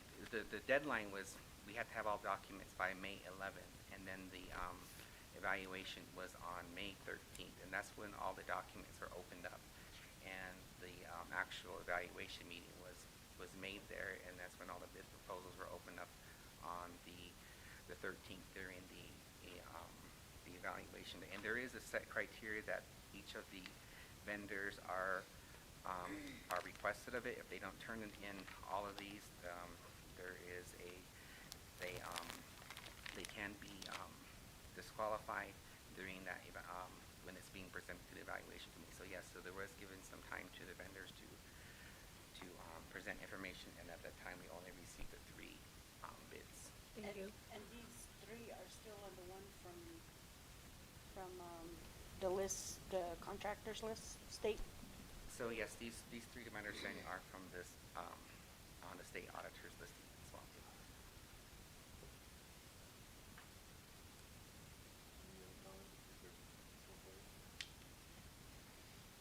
Mr. Yazzie, if I read this correctly from here, it says recommendation to award bid 2. That doesn't mean we have to take that recommendation. And obviously, we could go with the low bid, correct? Correct, it is the board's discretion to, they can overrule the recommendation of the evaluation committee. The only caution I have is if that happens, then there is a possibility that the vendors could protest the actual award of it. So they have up to 15 days to do it after 24 hours. I understand that's just a point of clarity in respects Yes, to correct. the question Correct. initially at the beginning of the conversation. Yes. But again, pursuant to the audit, the recommendation is what it is The for that recommendation is- consideration. All right, thank you. The board has the discretion to overrule it. Thank you. if they'd like to. That, with that said, I,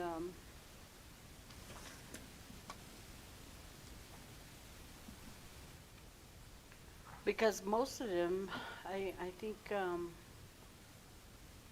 from seeing the audits in the past years, I don't see how it could be that much of a difference in costs. And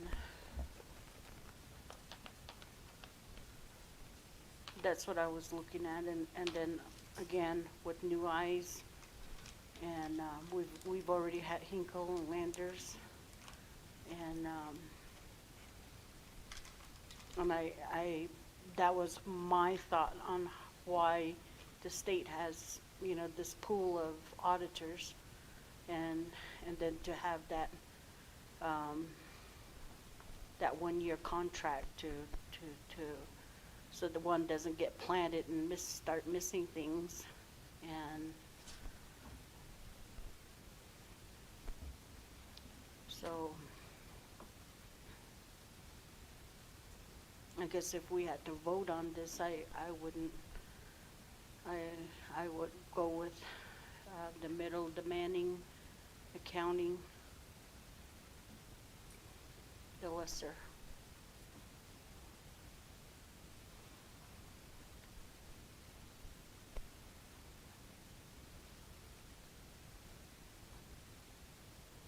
Any other comment?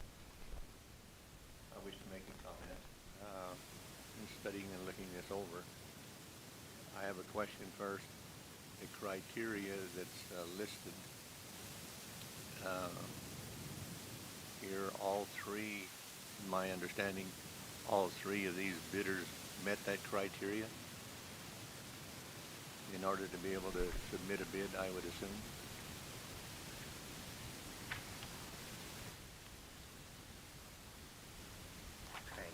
Could I ask where you were looking at the criteria? It's listed On the award is listed based at on the the following top. criteria? Yes, President Wells, members of the board, interim Superintendent Carlson. Yes, to my understanding, all of these 3 met the award based off the criteria, and it was based off of a scoring system, and we're presenting you all the raw scores. Okay, thank you. In our discussion, yours and mine, I called you earlier today, and in our discussion, I understand that Hinkle and Landers is out of Albuquerque, is that correct? Correct. And Beasley and Mitchell are out of state, is that also correct? I need to re-clarify, they are, but one of their farms is located out of state, and then the other one's located here in New Mexico as well. When I was in the maintenance department, I had the responsibility of submitting bids, and one thing that was stressed was because our tax base is local. If a local vendor could supply the equipment or the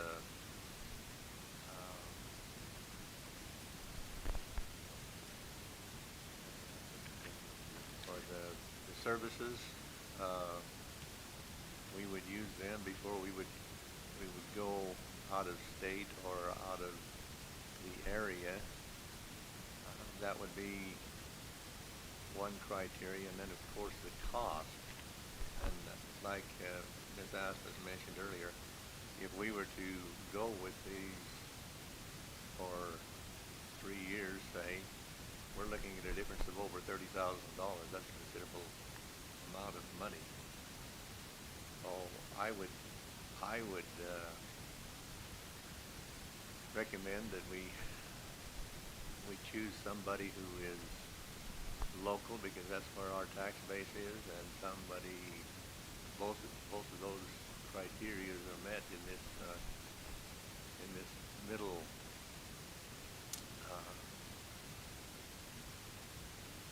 contractor.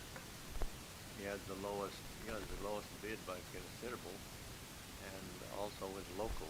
So I would propose that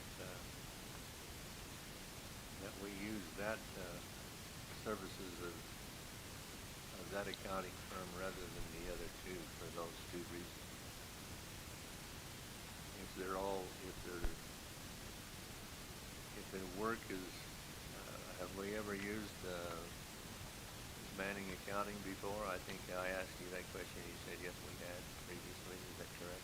To my understanding, I believe we may have used them in the past. Okay. Let's see, about 6 or 8 years ago, I think.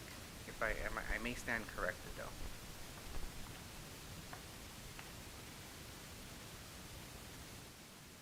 Well, for those two reasons, we're supporting our local tax base, and also in my estimation here, a considerable amount of money difference in, especially if we stretch that out over a 3-year period. I would recommend we go with the local vendor, the local service provider. Are there any other comments on the board?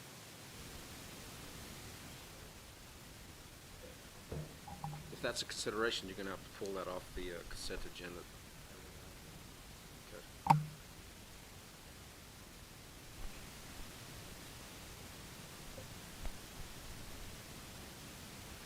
Is that it?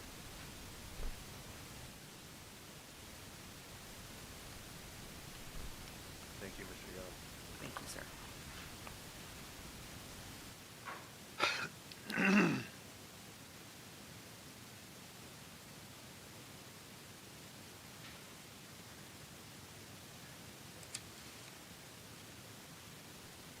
Item F, bid evaluation request and recommendations for school board for student support services by Ms. Sutherland.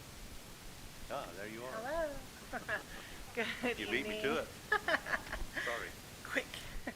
Good evening, board president, board members. I'm here to go over our RFPs for our related services. Sorry, my voice. I didn't bring water.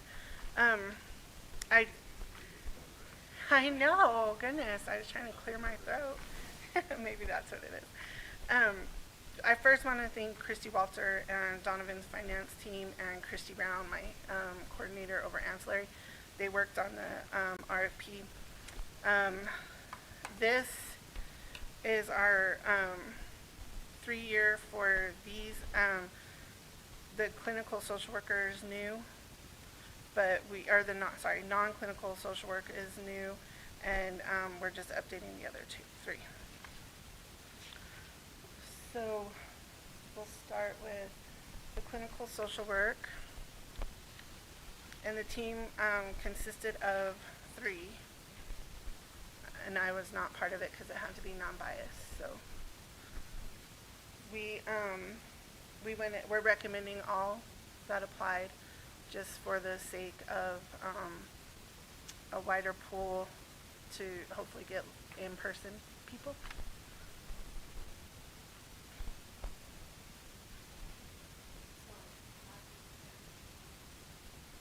So if you make the recommendation, then we're able to filter out for them. So the vendors may possibly have a non-clinical social worker. And we only, on this one, clinical, because these service the special ed students. So there's 3 companies that we're recommending. Would that, superintendent, would that require, CBA and all that? Not for a contractor. No, but in, as a district. Right, so we have postings, what you saw in the vacancies. So if there's a district person, then they just follow the district interview process. This is the RFP to recommend vendors for contract services. Yeah, I'm asking a different question from the contracting. I'm asking about what are we doing to try to make this district employee instead of a contractor? Recruitment, we are just recruitment. We're working with universities. We have non-clinical that are working toward testing and to get their clinical, but it's been found to be difficult to pass the test. I know you're new, Mr. Carlson, and maybe this is a poor way of saying this, but are the standards higher for the district or higher as a contractor in this particular? The standards themselves? Yeah, the qualifications. Yeah, I think the qualifications should be the exact same. Am I correct? Correct. And that in every single case, we would always want to hire within the district. We really don't want to do this whole contractor thing ever, if at all possible. Mm-hmm. And so, you know, once we have a job description, that's what we're hiring for, regardless of what the position is. And we would always prefer, you know, and I went through this as a building administrator where I kind of probably got into it with Ms. Sutherland a little bit, because I always wanted to know, why are we hiring these people? But it was, my question wasn't necessarily the best question, because those positions were in place for a long while before we even went to that route. So our goal is always to find qualified people for all these positions. I don't need to go through each specific position, but I know that one was speech language pathologist, where to me it's so much better if you hire somebody in person, and their response is basically, we know that, but we literally have no applicants for that, and so we end up going the contractor route.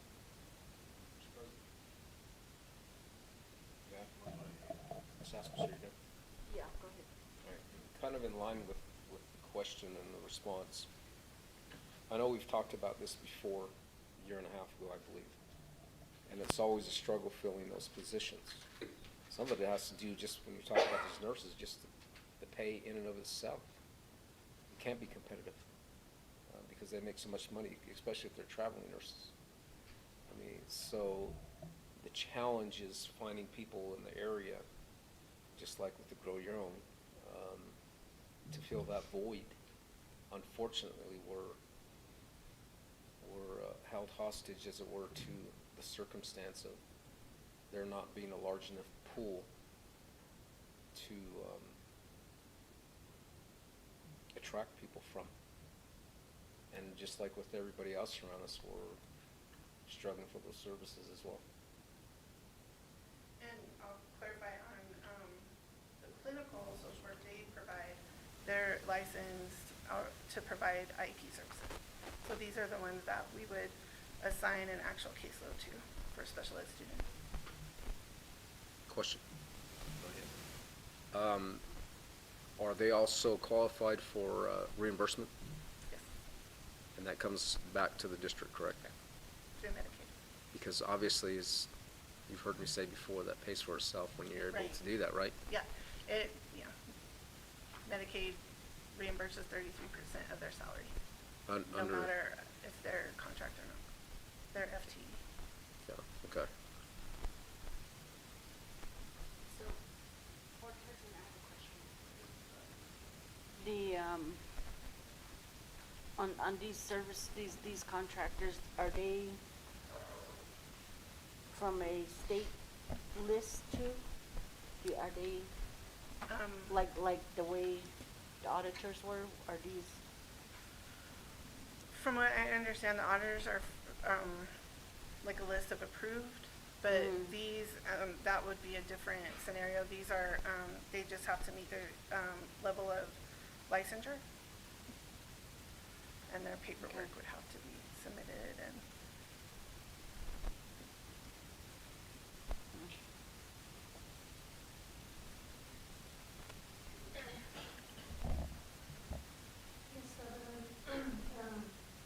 Just a question on the non-clinical. You said that those would be serving students with the non-clinical. What are they going to be? Who are they going to be serving? The non-clinical are for like what used to be known as the CAT team. They're just they're not licensed to provide service, the extended service, and so but they're able to service our general ed students with small group with the supervision of a licensed person, which we have as Suzanne Ornelas. Okay, general ed students, meaning those general ed students, they have an IEP or Not they're yet, just regular? Yeah, they're just regular. level or tier 1 intervention, level 1 MLSS. Okay. But then once they qualify, then they would move over into an individualized education plan and then be given a clinical social worker if needed. Okay, so the clinical social workers, they work with IEP services, and then the non-clinical or clinical, who is going to be servicing the BIPs, the behavioral, and then the social emotional services for general education? The non-clinical are trained in that work and to do outside agencies, and they get referred by the counselor to do individual groups. They're just not allowed to do you can only do that service for so long within the school to their licensure. So that's why they connect to the community entities. Okay. Do we have plans to get a second psychologist? Or because a lot of services that students need especially from middle school to high school, for them to get any kind of service, especially for substance abuse or social emotional, they need a psychological test, and IHS is really difficult to provide those services when needed, and sometimes, that's where some of the kids who really need that, they can't get that psychological evaluation, and then, if they have Medicaid, they can't go up to Farmington and get it if they don't have Medicaid services. So how can we better service those needs with a psychologist? Just like you said, we're going to search for that second one. And what we've learned this year is that, we've had a lot of threat assessments that we've had to do. And so one person can't do it. So we're going to try to find another psychologist. We do have psychologists that do testing for, so we have school psychologists that are working more with the safety and the supervision of the non-clinical. And then we have the clinical that can do the assessment for behavior, for looking at qualifications for an individual education plan. We also have seen the need this year to also reach out to Child Haven, and they do a safe house. And so sometimes we've had a couple where they're higher level that is above what any school can do. My other question is,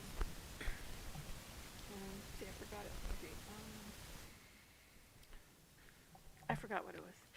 Sorry. I know, I forgot.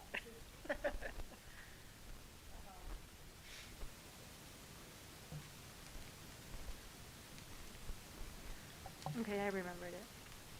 Do we have any plans on bringing back kind of a replica of the cultural assistance team, especially with with a traditional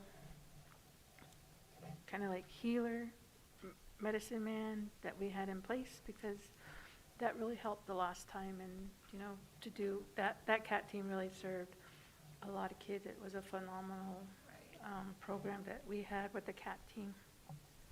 So, so we still follow all that same process that we had in place. Now with the ICO, they do more of the traditional. They have a social emotional coordinator that we're actually going to partner with them with the seating. We just, I just was so over inundated with COVID that just now they're starting to get where they can have staff come and help, but we're just partnering with them, but the structure's still the same, and the referral's still the same, asking if they would like traditional, and then it goes to ICO in their department with Rachel Brown and Alfreda. Okay, so the AccuDetox, you can actually reach out to behavioral health, because they're the ones that have the seating staff there that will come out through, especially through school-based health clinic, Dr. Sagney and her crew, and then you have Iris Anthony, that's a career prep that still got her certification, and then Kathy Manus also has her certification in it, and you would reach out to FAM in Albuquerque, Dr. Nitiamo. She is the AccuDetox medical doctor, if you will, and she oversees all the AccuDetox. She's the one that gives the trainings and the certificates, so that's who you would reach out to bring that contract back. Are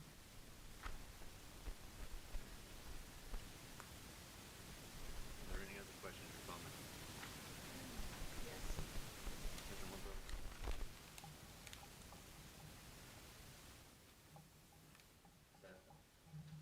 So,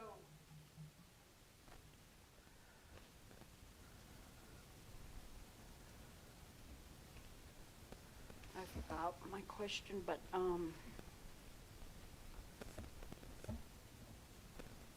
you've been in this, field, so what are some areas that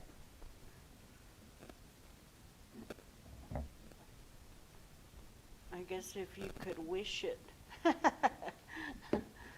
what the, I would wish that we could be fully staffed, that we would have on-site speech pathologists.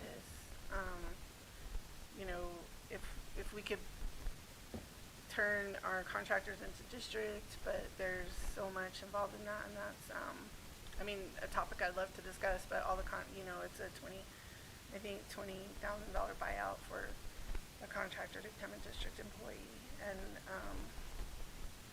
then there's, I mean, I think if you go back and look when I first started to now, we're staffed, even though it's contractors, but we've even increased our district staff, and even with the last couple of years. And I think that we're trying really hard to just build team. If I had my magic wand, then we'd be just like one big family, and they wouldn't want to, you know, they wouldn't want to leave. They'd be like, my department, I love my department, my district, and I don't want to leave. It would take a lot for them to leave. That's my goal. And so we've tried to do incentives, even if we can just keep a consistency for these kids, because over a year, even if it's a contractor, they're still building relationships, and we're not having turnover, and so that I find is important. But the thing about a contractor though too is, if we have a contractor but we have a district staff, then you give a 30-day notice to the company, and then there's no at-will stuff. It's just 30-day, this is the end date, and then we can train, because that's what we've done when we have found excuse me, when we have found district employees, we've used the contractor to train that person. We've increased our onboarding, and that, because we had to listen to people and hear what they were saying. Like, it was great. I think Cheryl was probably there when they were just like, the onboarding makes it hard, we don't want to come back. So we really worked on that. We've worked on trying to build relationships with us and the support, and not treat them different as far as that. Like, we want them to feel part of CCSD, so they'll keep coming back and help those students. Because an SLP can stay with a student for quite a few years. Okay, I had my question, you messed it up. Okay, you were saying, as far as contractors, and I think this has come up before, where there was no problem as far as Kirtland and Shiprock, but to go to the other places like Ojo or Newcomb or Noshchitty, there was, and then when it comes to things like this right now, with the RFP, that's, there's nothing in there about, Newcomb and Ojo being excluded, or given that second thought when it comes time to perform, or do their duties. And then you were saying just a while ago about, you tried to make them more comfortable with CCSD and be part of CCSD, and that's one thing that was brought up before was, I work at a place where we have contractors, and when they come on, we don't supply them with anything. We don't, they may need things, but we don't, they're supposed to come ready to work. And so I'm wondering, how far do we go as a district in doing that, and yet our own teachers, they're lacking. And so those are some of the questions that I have. It's the same. We don't provide, they have to come with their own materials and stuff. When I was saying was like, we just provide them support if they have questions about an IEP, or they need support in an IEP meeting, we support them. We want to be there for them. Some of them have gone to so many different states and districts. They have great feedback for us, like how to improve process, or things that have helped us. So we do that way. But you're right, like, they have to come ready to go. And that's a great comment you made about Newcomb, because that's where we start first. We go Newcomb this way.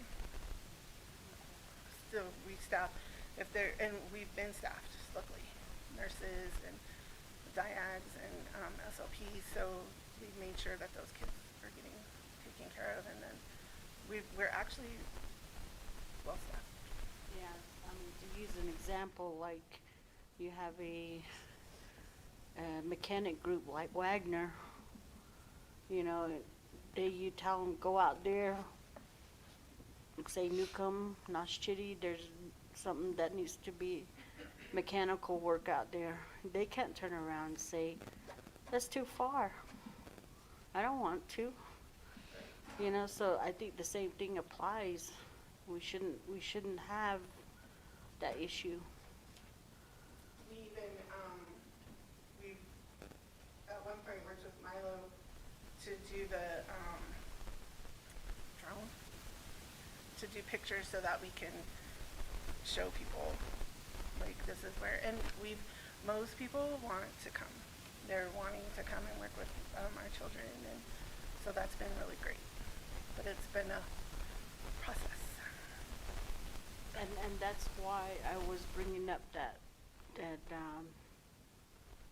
some of these that have loans, you know, I think some of that time could account, and, or they could, you know, petition to have their loans dismissed, you know. I think it was a 2-year, did it give a time? 4 years, I just did it.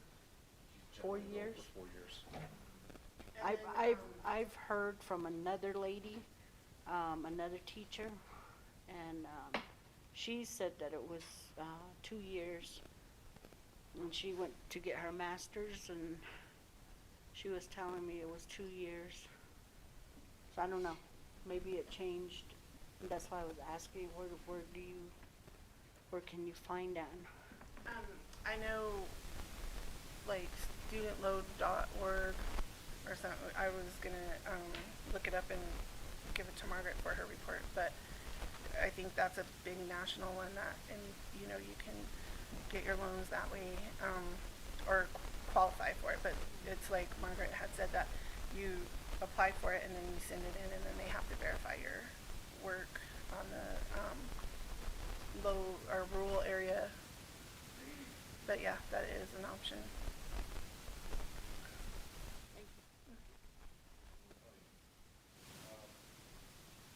Just to clarify, Ms. Sutherland, when you said fully staffed, that includes the contractors, right? So technically speaking, as far as CCSD is concerned, we're not fully staffed. Not with district. Okay. So my question next is, master level social workers for the district. How many do we need and how many do we have? We have 2 right now, and we need 1.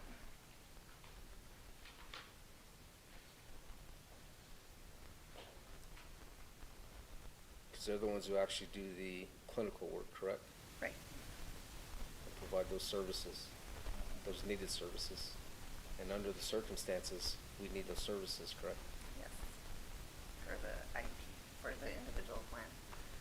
Yeah. It's a federal mandate with IDEA. Because as we know, if they're not master level clinical social workers, they cannot be doing that. Right. Okay. All right, thank you. Any other comments or questions for Ms. Sutherland? Thank you, Ms. Sutherland.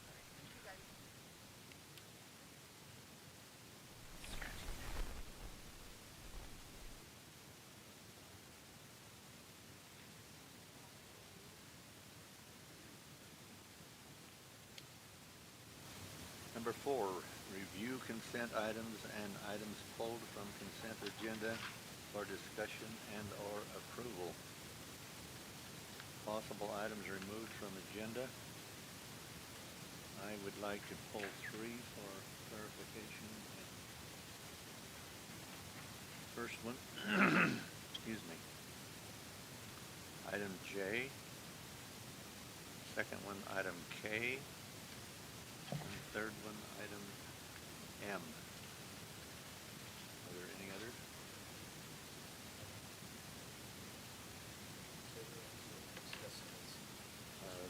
Clarification? No, we're not taking. Are there any others? Yes. Just for the consideration of K, my suggestion for pulling that would be to table that so that the board can be advised on the evaluation process, in the bidding process itself, just so to make sure that we're doing this right, and that would include ensuring that we're following the proper procurement process itself, because of the recommendation that was made by the committee.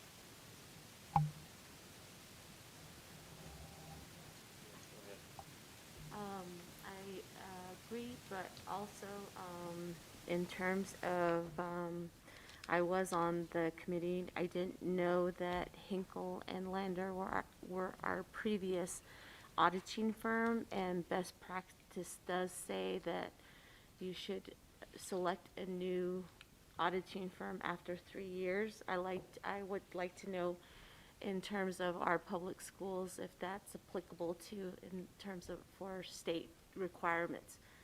If that's the case, then that would make the decision easier in terms of selecting the auditing firm. That would be, again, if we are able to table that one specifically, to review that so the board can have adequate information again on that procurement process to make sure we're doing this right.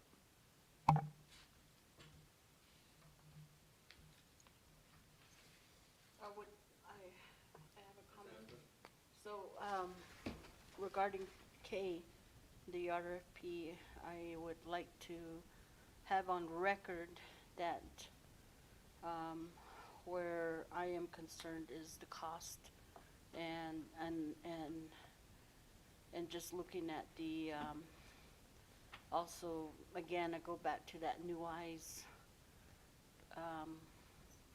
that's needed in these, auditors, and that Hinkle was used before, and, but more so the new eyes.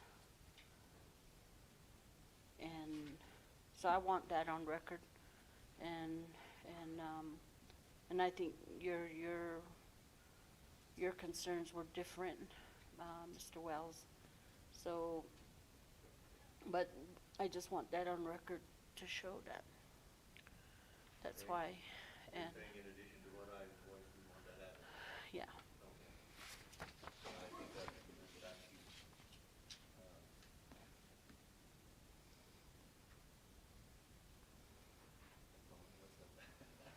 in proposal is in line with that, is that correct? Yes. Okay.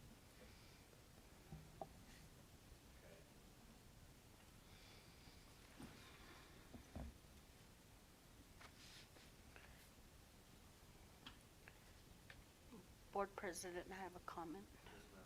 So are we done with K? Can we move to M? Or in regards of M, I asked if we could have a discussion and vote on that item. I don't wish to table it. I wish to discuss it and vote on it, so that we know. Okay, my thought was to discuss it, not and vote on it. That was, it was for clarification because of the way it's stated here in the agenda. Does that make sense? Well, I think Montoya's comment was just to table the one item. I'm just, I'm not sure who stands where, so that's why I'm saying if we could, Discuss it, well, that's fine. yes. Yeah. And I don't want to just lump it in and give everybody a chance to say their thoughts and to vote. Okay.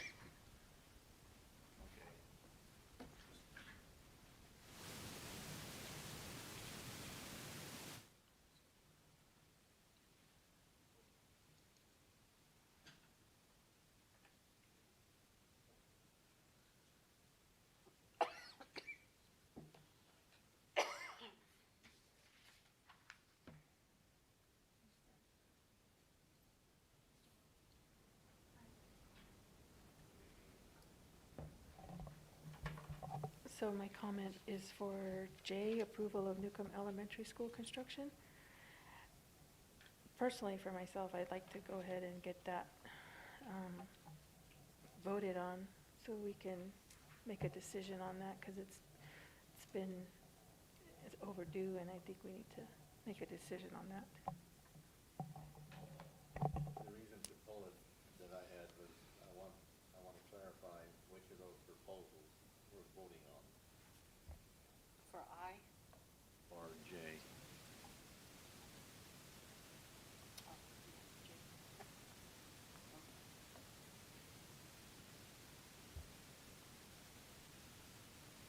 Okay.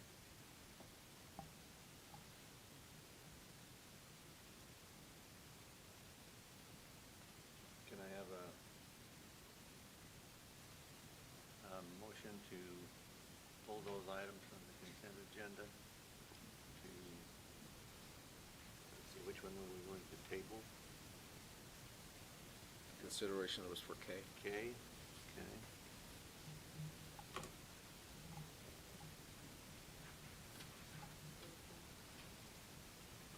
And then discuss for clarification, for my clarification, the other two items.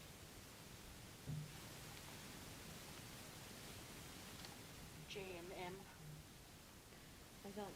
J and M. I thought M we're going to discuss and then vote on it separately.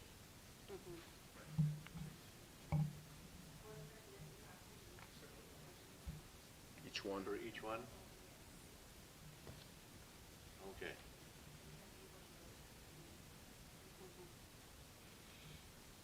Do I have a motion to Even the table? Yes. pull item J from the consent agenda? Well, I can make a motion to pull item J from the consent agenda for further discussion and vote over the proposal. Do I have a second? I second. Do we have to discuss those each now, or can we No, pull you them all? vote on No. it. Whatever. Okay. The reason I asked for J to be pulled, let's see, make sure I've got the right one here.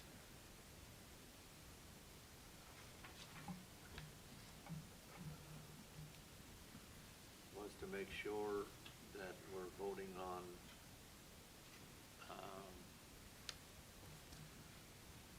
one, two, or three is,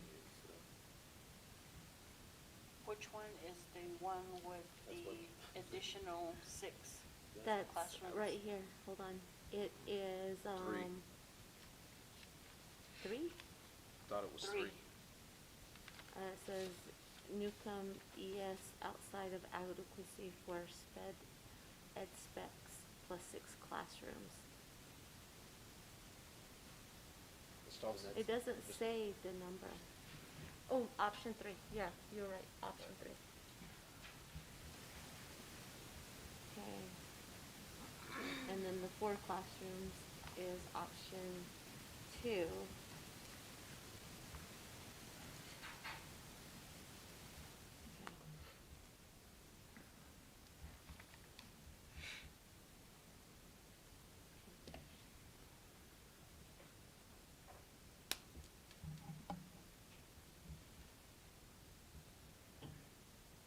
can I have a motion to item J, approval of Newcomb Elementary School construction for option 3? Do we vote to pull it off first? We had a We motion ha- and we a second. haven't voted. You had a It motion and a was second, but you motion haven't and had a vote yet. seconded. Sorry. Mr. Montoya? Yes. Ms. Yes. Aspas? Yes. Ms. George? Yes. Ms. Askey? Yes. Myself, yes.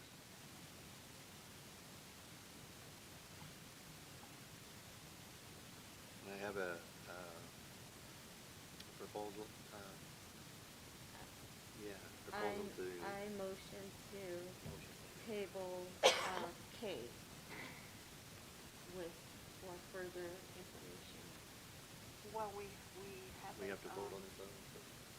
We haven't, decided yet which one Which one, what do you mean, on which one? J. Oh, J? Gotta do J Between, first. I thought we were doing, oh, She we said have we this, can't do it, 'cause then it has to be. Oh, One at a okay. time.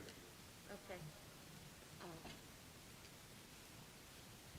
Just do it separately. Okay. To vote. So, do I have a motion to approve the Newcomb Elementary School construction with option 3. I motion. Have a second? I second. Mr. Montoya, Could you please repeat? I didn't. a motion to approve the, read it again, approval of Newcomb Elementary School construction for option 3, And that's the one with the 6 additional. classroom. Okay, were we gonna have any further discussion on that, or are we just gonna get right into it? We've discussed it for 3 months now. I wanna talk about it some more. I'd like to go home tonight. I have to go home tomorrow. So you're asking for my vote? No, I'm asking. Yes. Oh, yes. Yes. Yes, I am. See, that's, I'm trying Yes. to clarify that. Yes. Okay, I will give you my vote, but I'd like to make a comment first, if that's okay with you. Go ahead. And I want to state that some comments were made, and I truly appreciate the fact that the comment was brought up at the last meeting about the community of Newcomb and the pressing need for that school, which we obviously understand, or else we wouldn't be in this position. But I would certainly like to take into consideration with the motion and second to go over adequacy with the 6 additional rooms, that a consideration be made in that development to utilize those rooms. And I'm going to say if the unfortunate circumstance comes to where they're not able to fill those. And I say that because for the longest time I've said that in the rural areas, the schools are the hub of the community. And that's where the community goes.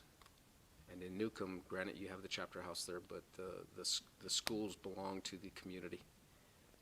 And I've also said that for a while too as well. It's just like here in Kirtland or Shiprock. So from that perspective, if we can certainly utilize that as an enhancement to the community for community development or extended learning for the community adults, whether it's partnering with the colleges all around us, Navajo Nation or Navajo Community College, New Mexico Highlands, UNM, Fort Lewis, any of them that are willing to provide those services to that location to be utilized for the community. So that way we can get better use of it. And I am all for doing that, and I would appreciate it if that's certainly a consideration or certainly a thought for the best use and function, again, if we are not fortunate enough to be able to fill those rooms, and I hope we are, because that's certainly what we would like to do, is to make sure that the community is served to the best of its ability, and us providing that for that community as well. So in respects to voting to accept option 3, my vote is yes.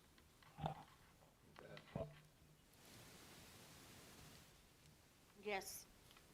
And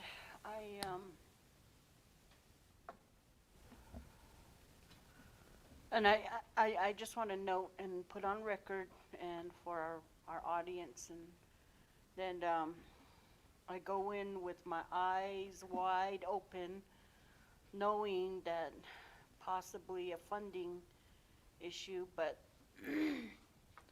I believe we can, I believe, I want to be positive about this, and I think it's a good crisis, and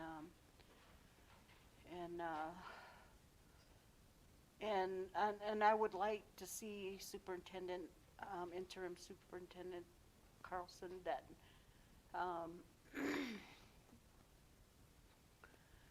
documents or letters written to PFSA and reminding, and also with PED, that for years our impact aid was not distributed fairly. We were the recipients of that unfairness for years. So I would like a letter stating that. And hopefully to our legislatures that, that represent us, and that they can take that back and see if they would consider paying for it. Other than that, then we just go forward and try to find the money. But I would like to have, reach out to them also. Thank you. Absolutely. I have a question for you, and would you mind if Candace Thompson shared something about those classroom spaces just real fast before a vote? Well, we're already voting. Are you already in the middle of it? We're voting. Okay. That's,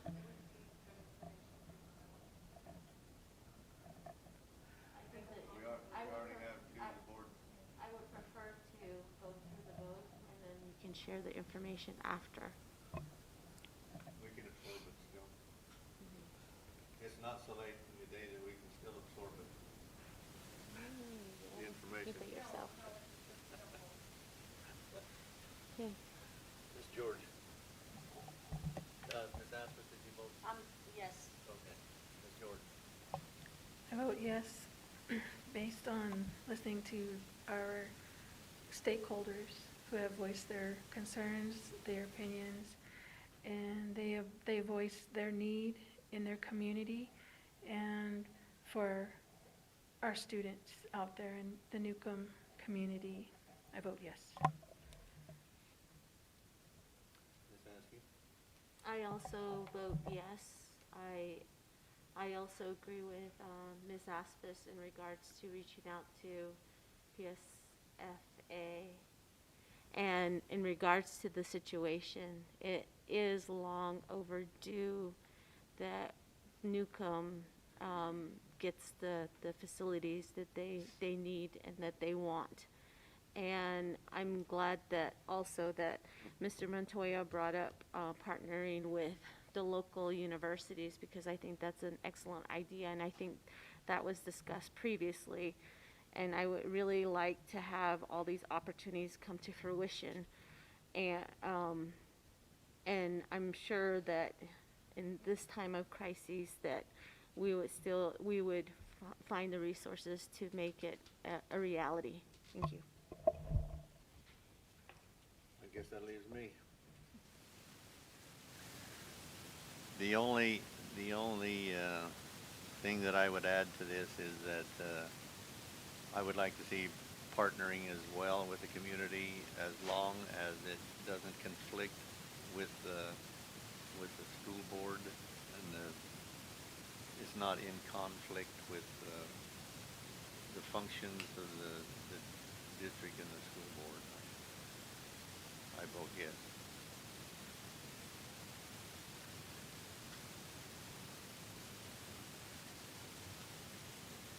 Want me to change it?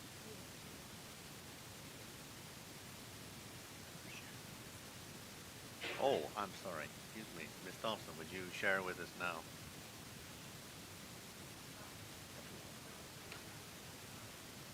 Vote. I spoke to Mr. Carlson. We do have the 2 heritage classrooms that were funded by PSFA. If we're going with the full immersion program, we wouldn't need those 2 classrooms, so we could build the 4 extra classrooms and have 6 classrooms. That was option 2, was the 4 classrooms. That would have saved us $2 million. So basically what we're doing now is building 8 additional classrooms. So how do we rescind? So that's why I wanted to share that with you guys before you went to the vote. Just to your point, I believe I stated that last week, and the meeting prior to that You did. was because of the way the adequacy was set at 227 and they're at 182. There's that void of 50 that would have given up the 2 classes that would have been there to begin with, and then the consideration of 4 additional, which really would have given you the 6. That would have given me the 6. And I know I said that. specifically. Doesn't the option three The- say six? No, no, I mean, I if you- understand what to say, but to Ms. Aspas' point, she's asked me to clarify basically. Adequacy was at 227, which gives you, technically speaking, because of the student count at this point in time, 2 rooms that they cannot fill. Okay? So, what I had stated previously was that you do the 4 and you get your 6. 4 additional rooms built, and then you would really have, in effect, 6 additional Your rooms. 6 additional So classrooms. now you're getting because- 6, which is 8. Because two adequacy, if you remember, Yeah. the structure, the two adequacy included those 2 classrooms that the state is participating in. So you were getting those in the adequacy. So now that you've voted on that, you're going to have 8 classrooms total.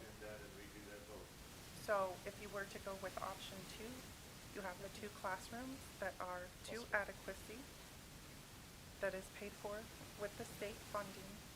We would only have to pay for the 4, which would be the 10 million number. So that would save the district $2 million in funding that we would have to come up with. But it's the board's discretion to choose that. I just wanted to share that with you, just because I know there was some confusion in the When did you find this out? It's been in every, it's been in stated. every, meeting that we've stated. Those classrooms have been in the adequacy. Thank you for that clarification, Yes. because more than anybody else, I was the one getting confused. Okay. No, I wasn't. So, yeah. Pat him on the back. But you went along. So, The confused went along. So Sharon, the easiest way to fix the situation, would we Make a re-motion motion to rescind that. to resend it and then? Can I have a motion? I make a motion to rescind the previous vote of option 3 and to go with option 2 of the 4 additional rooms above adequacy. I second that motion. Ms. Ray, did you get that? Thank you. Okay. So now, No. Ms. revote. Askey, Yes. Ms. George, yes. Ms. Aspas, yes. Ms. Montoya. Yes, with the same caveat that I said with the 6, that we still utilize it if we can't fill it. Yes. We don't need a repetition. I vote yes. Just clarifying, that's all I'm doing. Thank you, Ms. Thompson. Should I say it again? Thank you, Ms. Thompson. Sure. Design next one.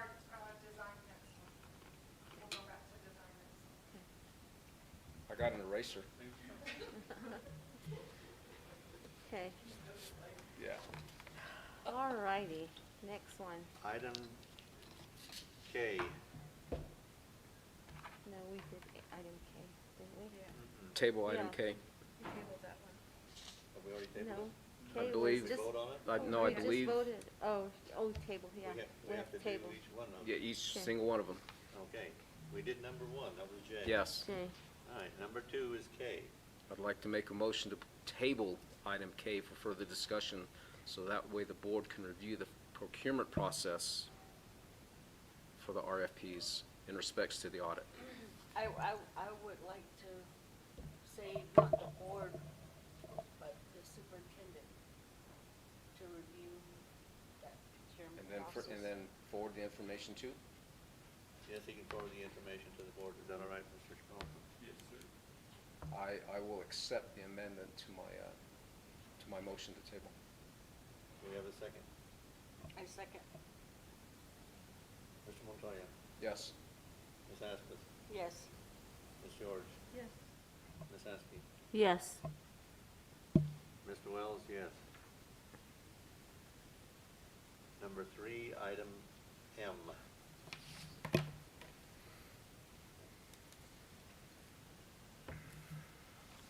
Approval of, what's SY? School year. 22-23 district calendar. Do I have a motion to remove that and for discussion? Yes, which one is the proposed? We need a, I have copies right here. Do you need to say it right now, or do you want to wait till we pull it off? let's pull it off first. Do I have a Okay. motion? Do I have a Okay. motion? I motion to pull and discuss and vote on item M, district. Do I have a second? I second. Ms. Askey, Yes. Ms. George, Yes. Ms. Askey, Yes. Ms. Montoya, Yes. myself, yes. Okay. Now, Okay, for everybody's information out there, and to remind the board that calendar A is the 4-day ELTP calendar. Calendar B is the 5-day ELTP calendar. A is 4-day, B is 5-day. That 5-day, was that the one that you, in parentheses, I think you had traditional? I don't recall. This is from the last vote. The last vote had the two different calendars, calendar A and calendar B. One of them had traditional 5-day. From the last vote, it was just the two calendars. The information that I presented was just two calendars. Yep, I can show them. Yeah. 5-day was closer to. Mr. President,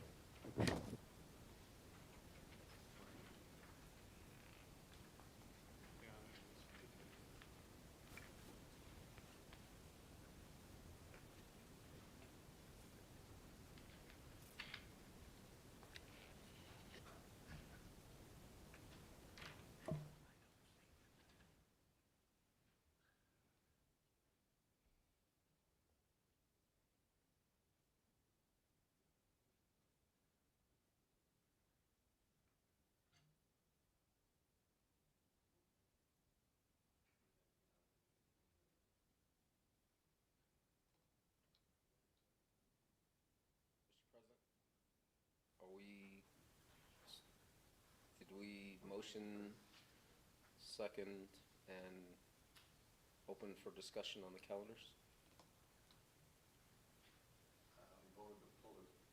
We all voted to pull it? Yeah. We did? Okay, I'll just make sure. But we haven't started discussion yet? We're at the discussion. Okay. yes, Just clarifying. you wanna start your discussion? Uh, You wanna start this discussion? yes, sir, I will. Thank you. Absolutely. I know in the last meeting that I spoke in respects to citing research, and especially under the consideration of the pandemic over the past 2 years and the loss of learning. And the key word that came up was quality time, and in respects to our responsibility as a board, that the consideration for me would be to try to give them more face time with the teachers, would be more quality time over 5 days rather than the 4 days, even though I know that's has half days. Mr. Carlson, Mr. Superintendent, interim superintendent? Yes. Is that every week, half days? I don't have the calendar in front of me. I believe it's most, if not all. They're not half days, they're early release, so they're 2 hours early release. Early release is 1 o'clock for elementary schools. I believe it's the same for high schools.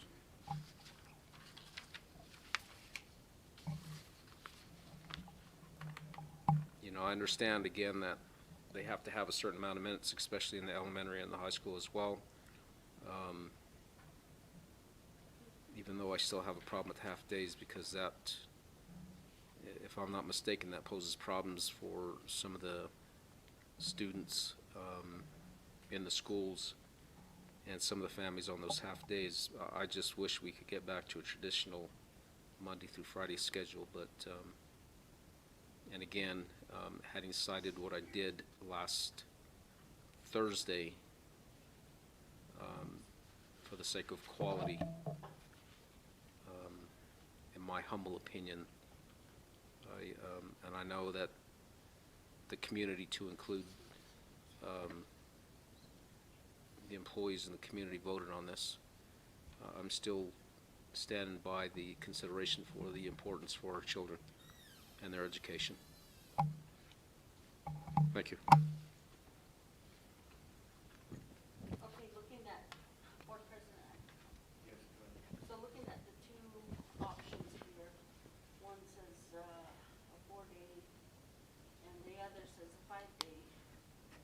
And the one I have on my phone is, the heading on there, it says a 5-day traditional.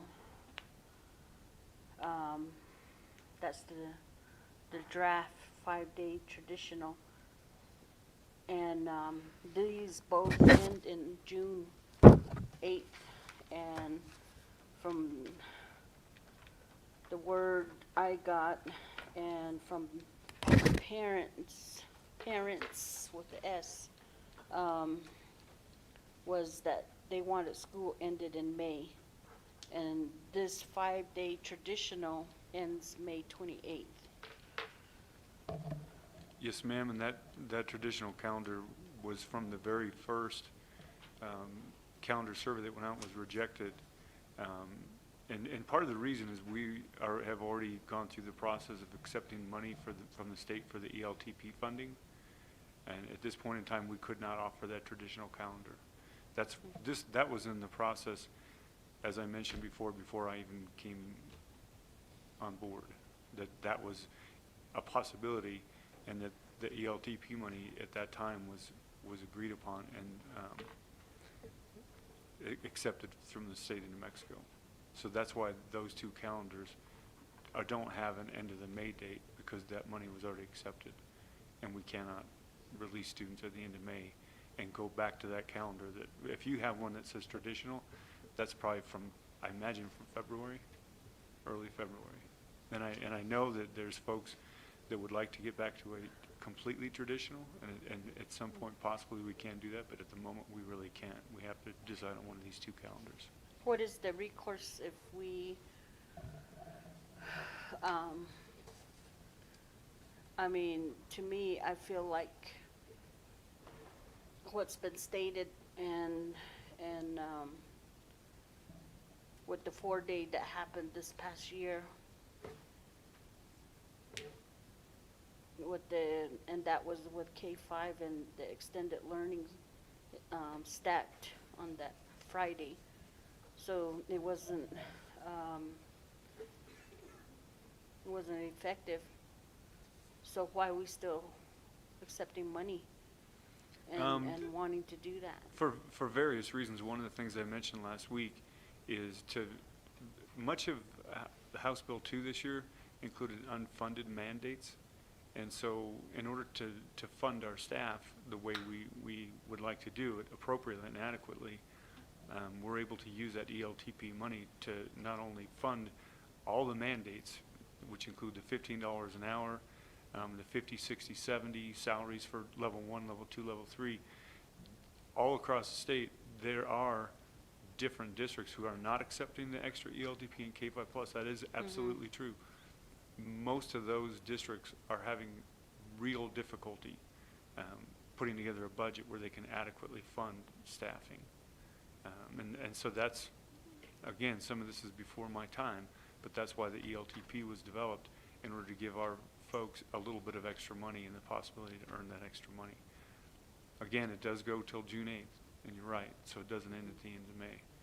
But those are the two calendars that were developed, taking that money so we could actually make those, all the gains that we need to with teacher salaries, with classified salaries, again, from, some making $11 some an hour to $15 an hour. That's a pretty big increase. In order to fund that, that's why that money was taken from the state. So the districts that didn't take the money, the ELTP money, Most of them relied on Century 21 grant. Ma'am, it's different from different folks. I mean, I know Farmington, I believe, had some, they do use other grants, and they do have, there's some extended learning options they have that we don't have with Boys and Girls Clubs, things like that. But I also know that there's a few districts nearby, and I don't want to quote for sure because I'm not positive if Bloomfield, Aztec, exactly which ones, that are having to dip in their cash reserves in order to fund these mandates for teacher salaries. And so how is it that parents ended up with an old calendar and then not the new I can't ones? answer that unless they are parents who are worked at the school and were given that first vote again in February. So I'm sure that's where that calendar must have come from, because that calendar was not, it wasn't sent out the second survey, it wasn't sent out the third survey. After we came to the board, when I agreed to talk to the board and to put together a 5-day, the ELTP option had already been decided.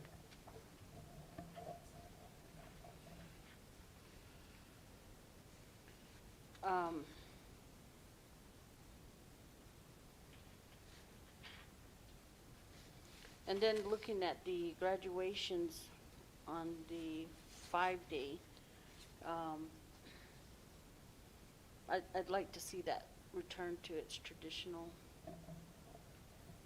Yes, ma'am. starting Wednesday, Thursday, Friday, We can Saturday. definitely look at that, have that discussion. I do know, because when you asked about that, I think it was at probably the last board meeting. You did mention that, and I did have discussions with the principals. That was put to the community, and I agree with you that it's difficult for all of us to have 2 graduations in one day, and also to have a 1 o'clock graduation. Personally, I don't know that's the best option, but we can definitely have that discussion about moving back. That's not a set in stone thing to have the graduations this way. So is June 8th? It's not set in stone? What's that? June 8th is a stone day.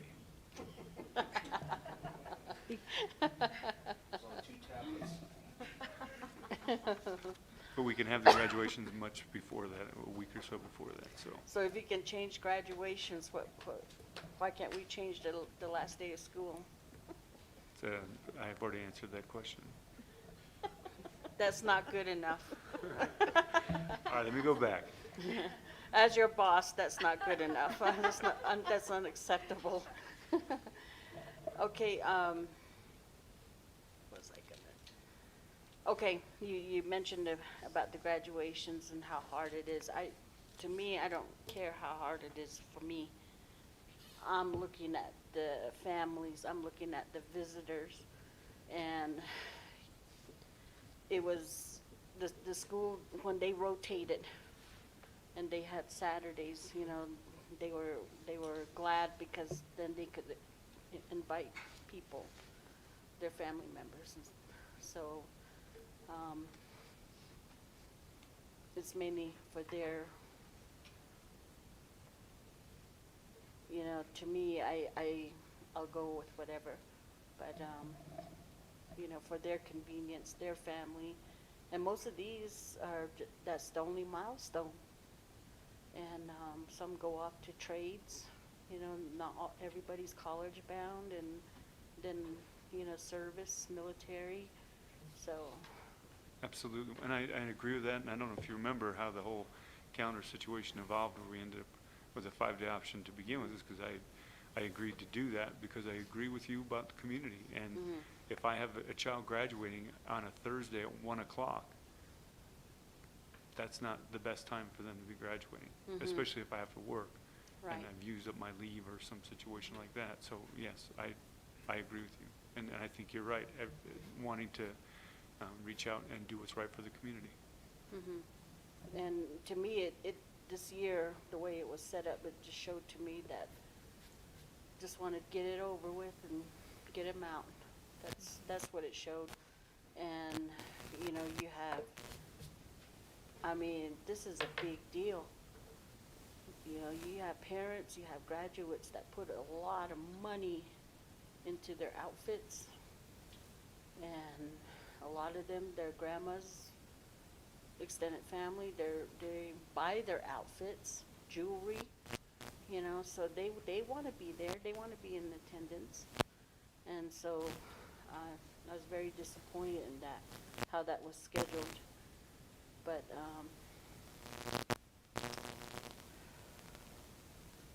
I hope you can agree with me that I'd rather have May 28th as the final day.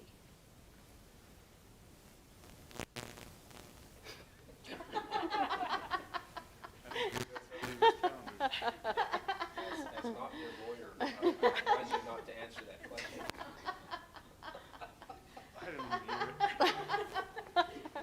it. I like your composure. Thank you. And that's coming from your people, your constituents, I know your exactly what's your coming. parents of that's coming from them. They want school ended in May, not June. All CCSD are my people. Oh. Well, even more then, if you can put it that way.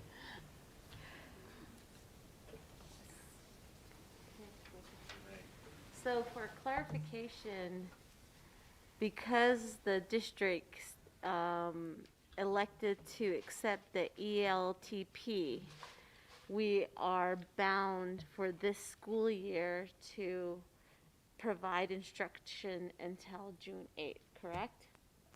That's correct. I guess I have the same concerns too. In terms of next school year, things should hopefully get back to normal, right? I mean, with the pandemic and everything, so it's really, we just have to get through the school year with option A or B, and then next year hopefully we'll be back to the regular traditional 5-day with ending at the end of May instead of into June, correct?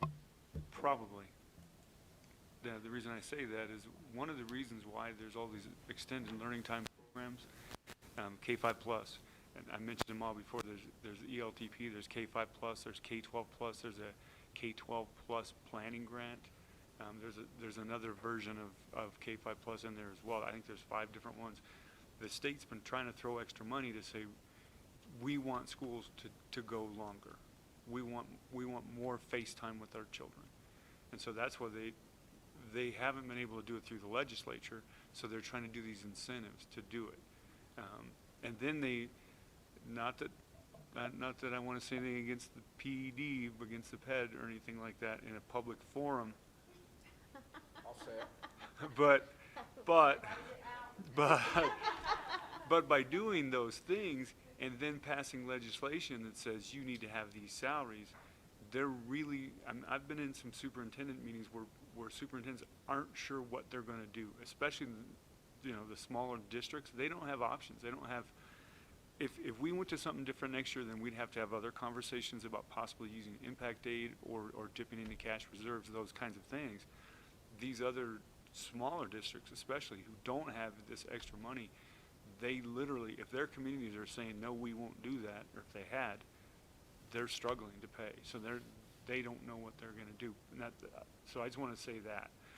But yes, absolutely. If I'm sitting here next year, we will involve community. We can involve the school board.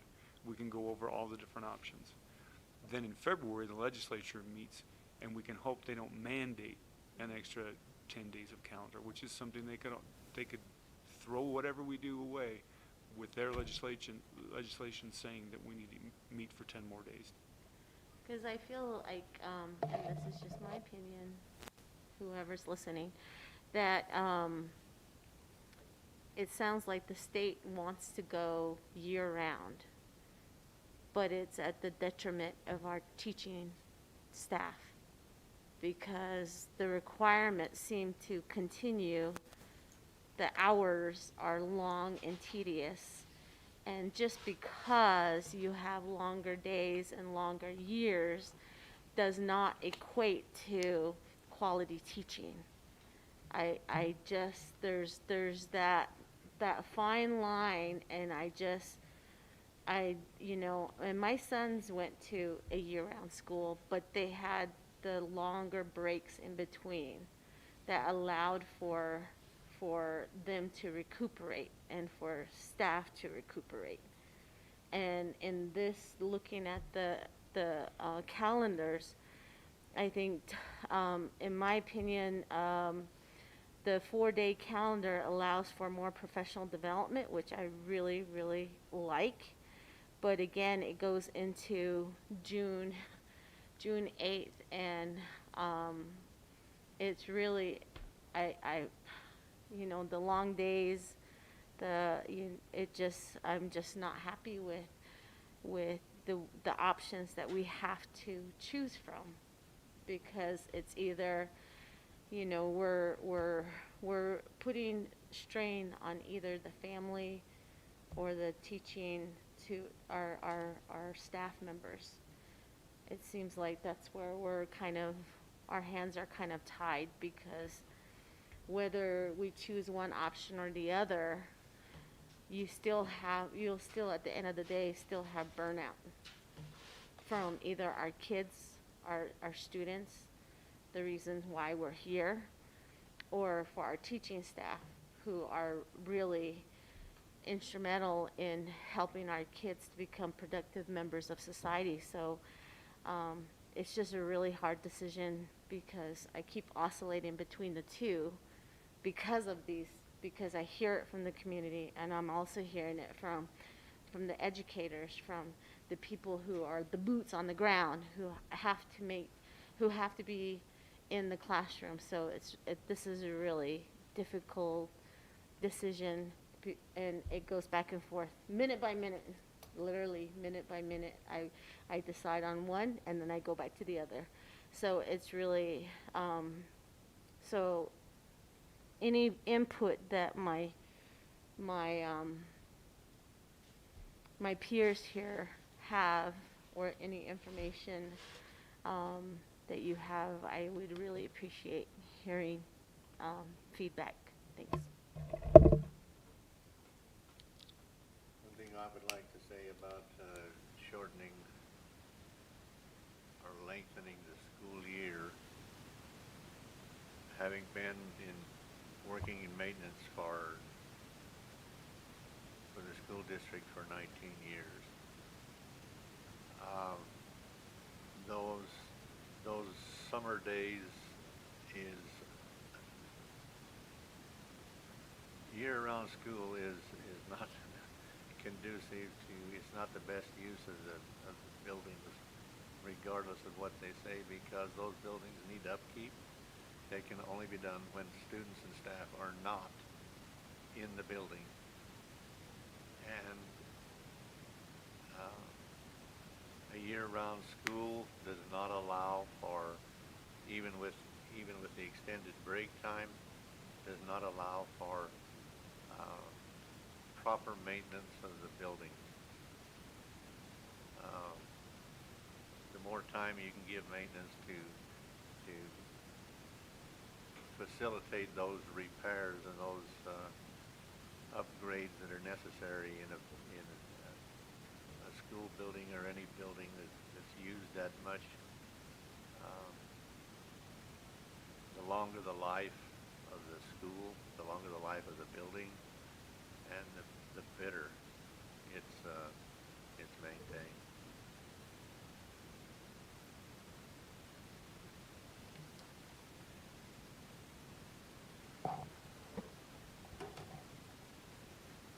Ms. George, you have a comment? Yes. So I've been conflicted between both of them, 5-day and 4-day, but I would personally like to see the 5-day with the shorter days. But in listening to teachers and staff and the community, with the 55 votes or 50% votes, correct, for the 4-day? Yeah. I believe it's 54.8, I believe.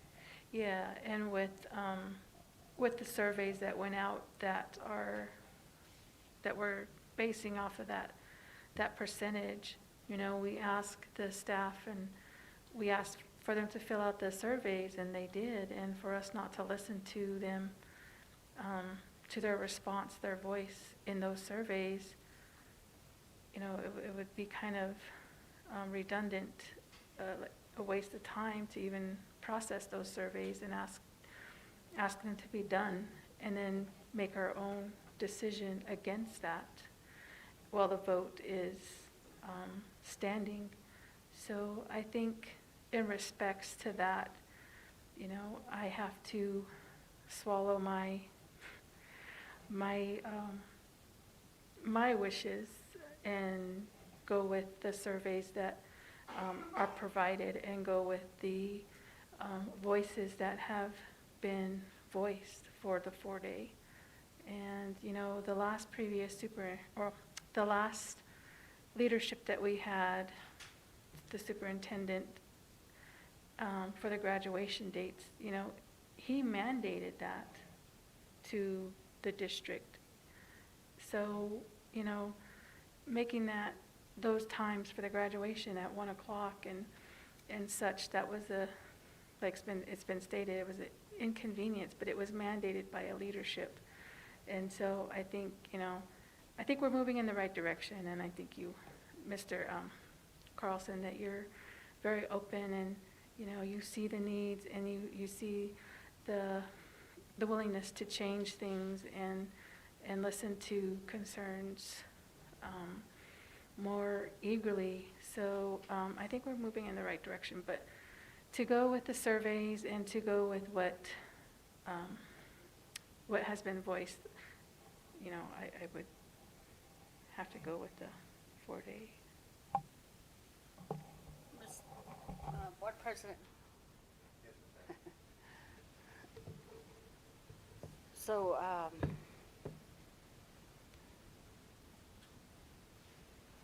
looking at the calendar, and is it possible we could put all the professional development after May 28th?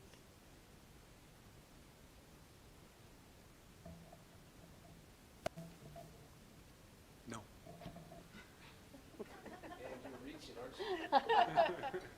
So that everybody's I understand out? that one, but no, that won't. Well, I guess just to go back to what Ms. George was talking about I have no faith in the surveys taken. I've asked the people that have given me their, you know, what they wanted to see as far as the calendar. These are parents, these are grandparents, and I was asking them, did you get a survey? There's supposed to have been a survey done or given out, and they didn't know. And so I don't have any faith or confidence that everybody was given a survey. And so, you know, with looking at the whole issue, it's those parents that voted me in, and the grandparents that voted me in. So I have to go with their wants, and again, I go back to the safety part of it. You had kids leaving in the dark of the morning, returning in the dark of the evening, and then especially in my area, the traffic, and it still hasn't been resolved, and hopefully nothing ever happens in that area. But and then again, I've mentioned before in Baclabato, a mother that has to take her kids on a four-wheeler to the bus stop, again, in the dark of the morning. And then the first 2 weeks that this started, that 4-day, you know, those that have no kids, those that, you know, they don't see that part of it. And, you know, and it's, and then if they live in a housing area, or, you know, they don't, you know, they don't see what rural families are going through. And then especially those that, the one parent, and say you know, they have a single parent, and then the ones that are with grandparents. And so they don't see the whole, what they go through. And then, but the first 2 weeks that all of this happened, it was reported that bus schedules were off. Bus schedules, they had kids still waiting at school, 6 o'clock. And then there was the issue of teachers who stays behind and make sure that these students are you know, get the bus, get onto the right bus, or get onto the bus. And then as they get home, and then the parent, especially if they've entered them or registered them into a sport program, you know, a lot of times they didn't get to eat. They would rush off to those practice. And so it was a lot of just dashing here, dashing there, and so that, I mean, we've had this discussion before last year, and we voted it down. We voted the 4-day down, but the next week a special session was, or special meeting was taken, and so then we lost that. So, but those are the things that these parents and grandparents have been struggling with, but one I really focus on is the safety part of it. And then a lot of them they just quit their sport because it was just too much, having to do homework and coming back late. So a lot of them, they just quit. So just wanted to add that. So I would rather have the 5-day traditional. It would be probably better for their well-being if it was, last day was May 28th. Thank you. Any other comments?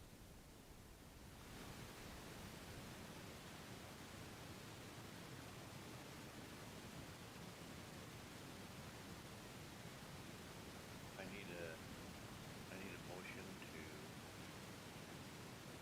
vote to accept 5-day calendar.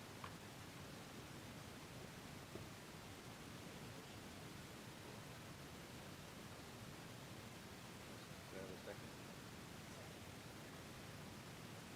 Moved in second that we vote on the 5-day calendar. Ms. Ashley?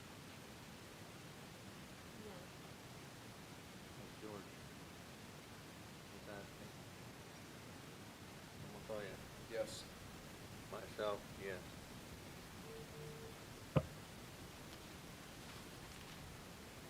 Motion carries to accept the 5-day calendar.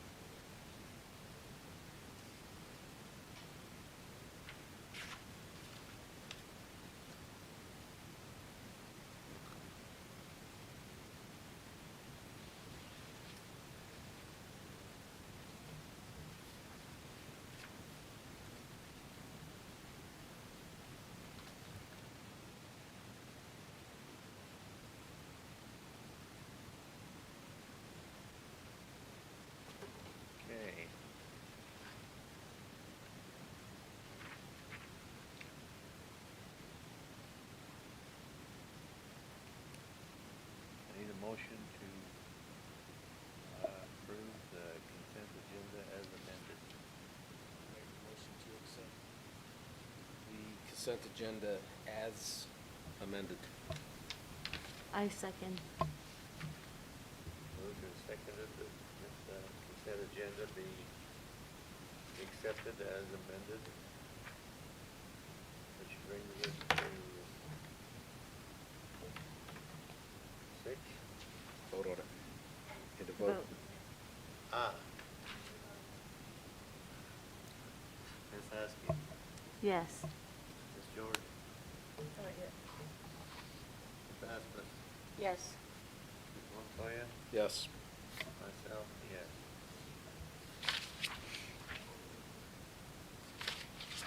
To accept the consent agenda as amended.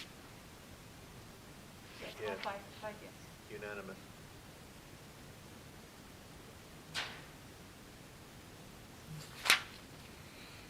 We'll now convene in executive session. Can I have a motion to convene in executive session? I motion to convene in executive session. Do I have a second? Moved and seconded that we convene in executive session. We will convene in executive session to discuss the limited personnel matters regarding consideration of complaints against an individual public employee and the superintendent's contract as permitted by NMSA 1978, section 10-15-1H2 of the New Mexico Open Meetings Act.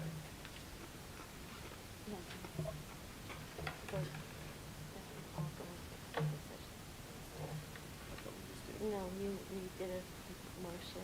Motion and second, you need to vote on it. Did I read it? Okay. Mr. Montoya? Yes. Ms. Askus? Yes. Ms. George? Yes. Ms. Askey? Yes. Myself, yes.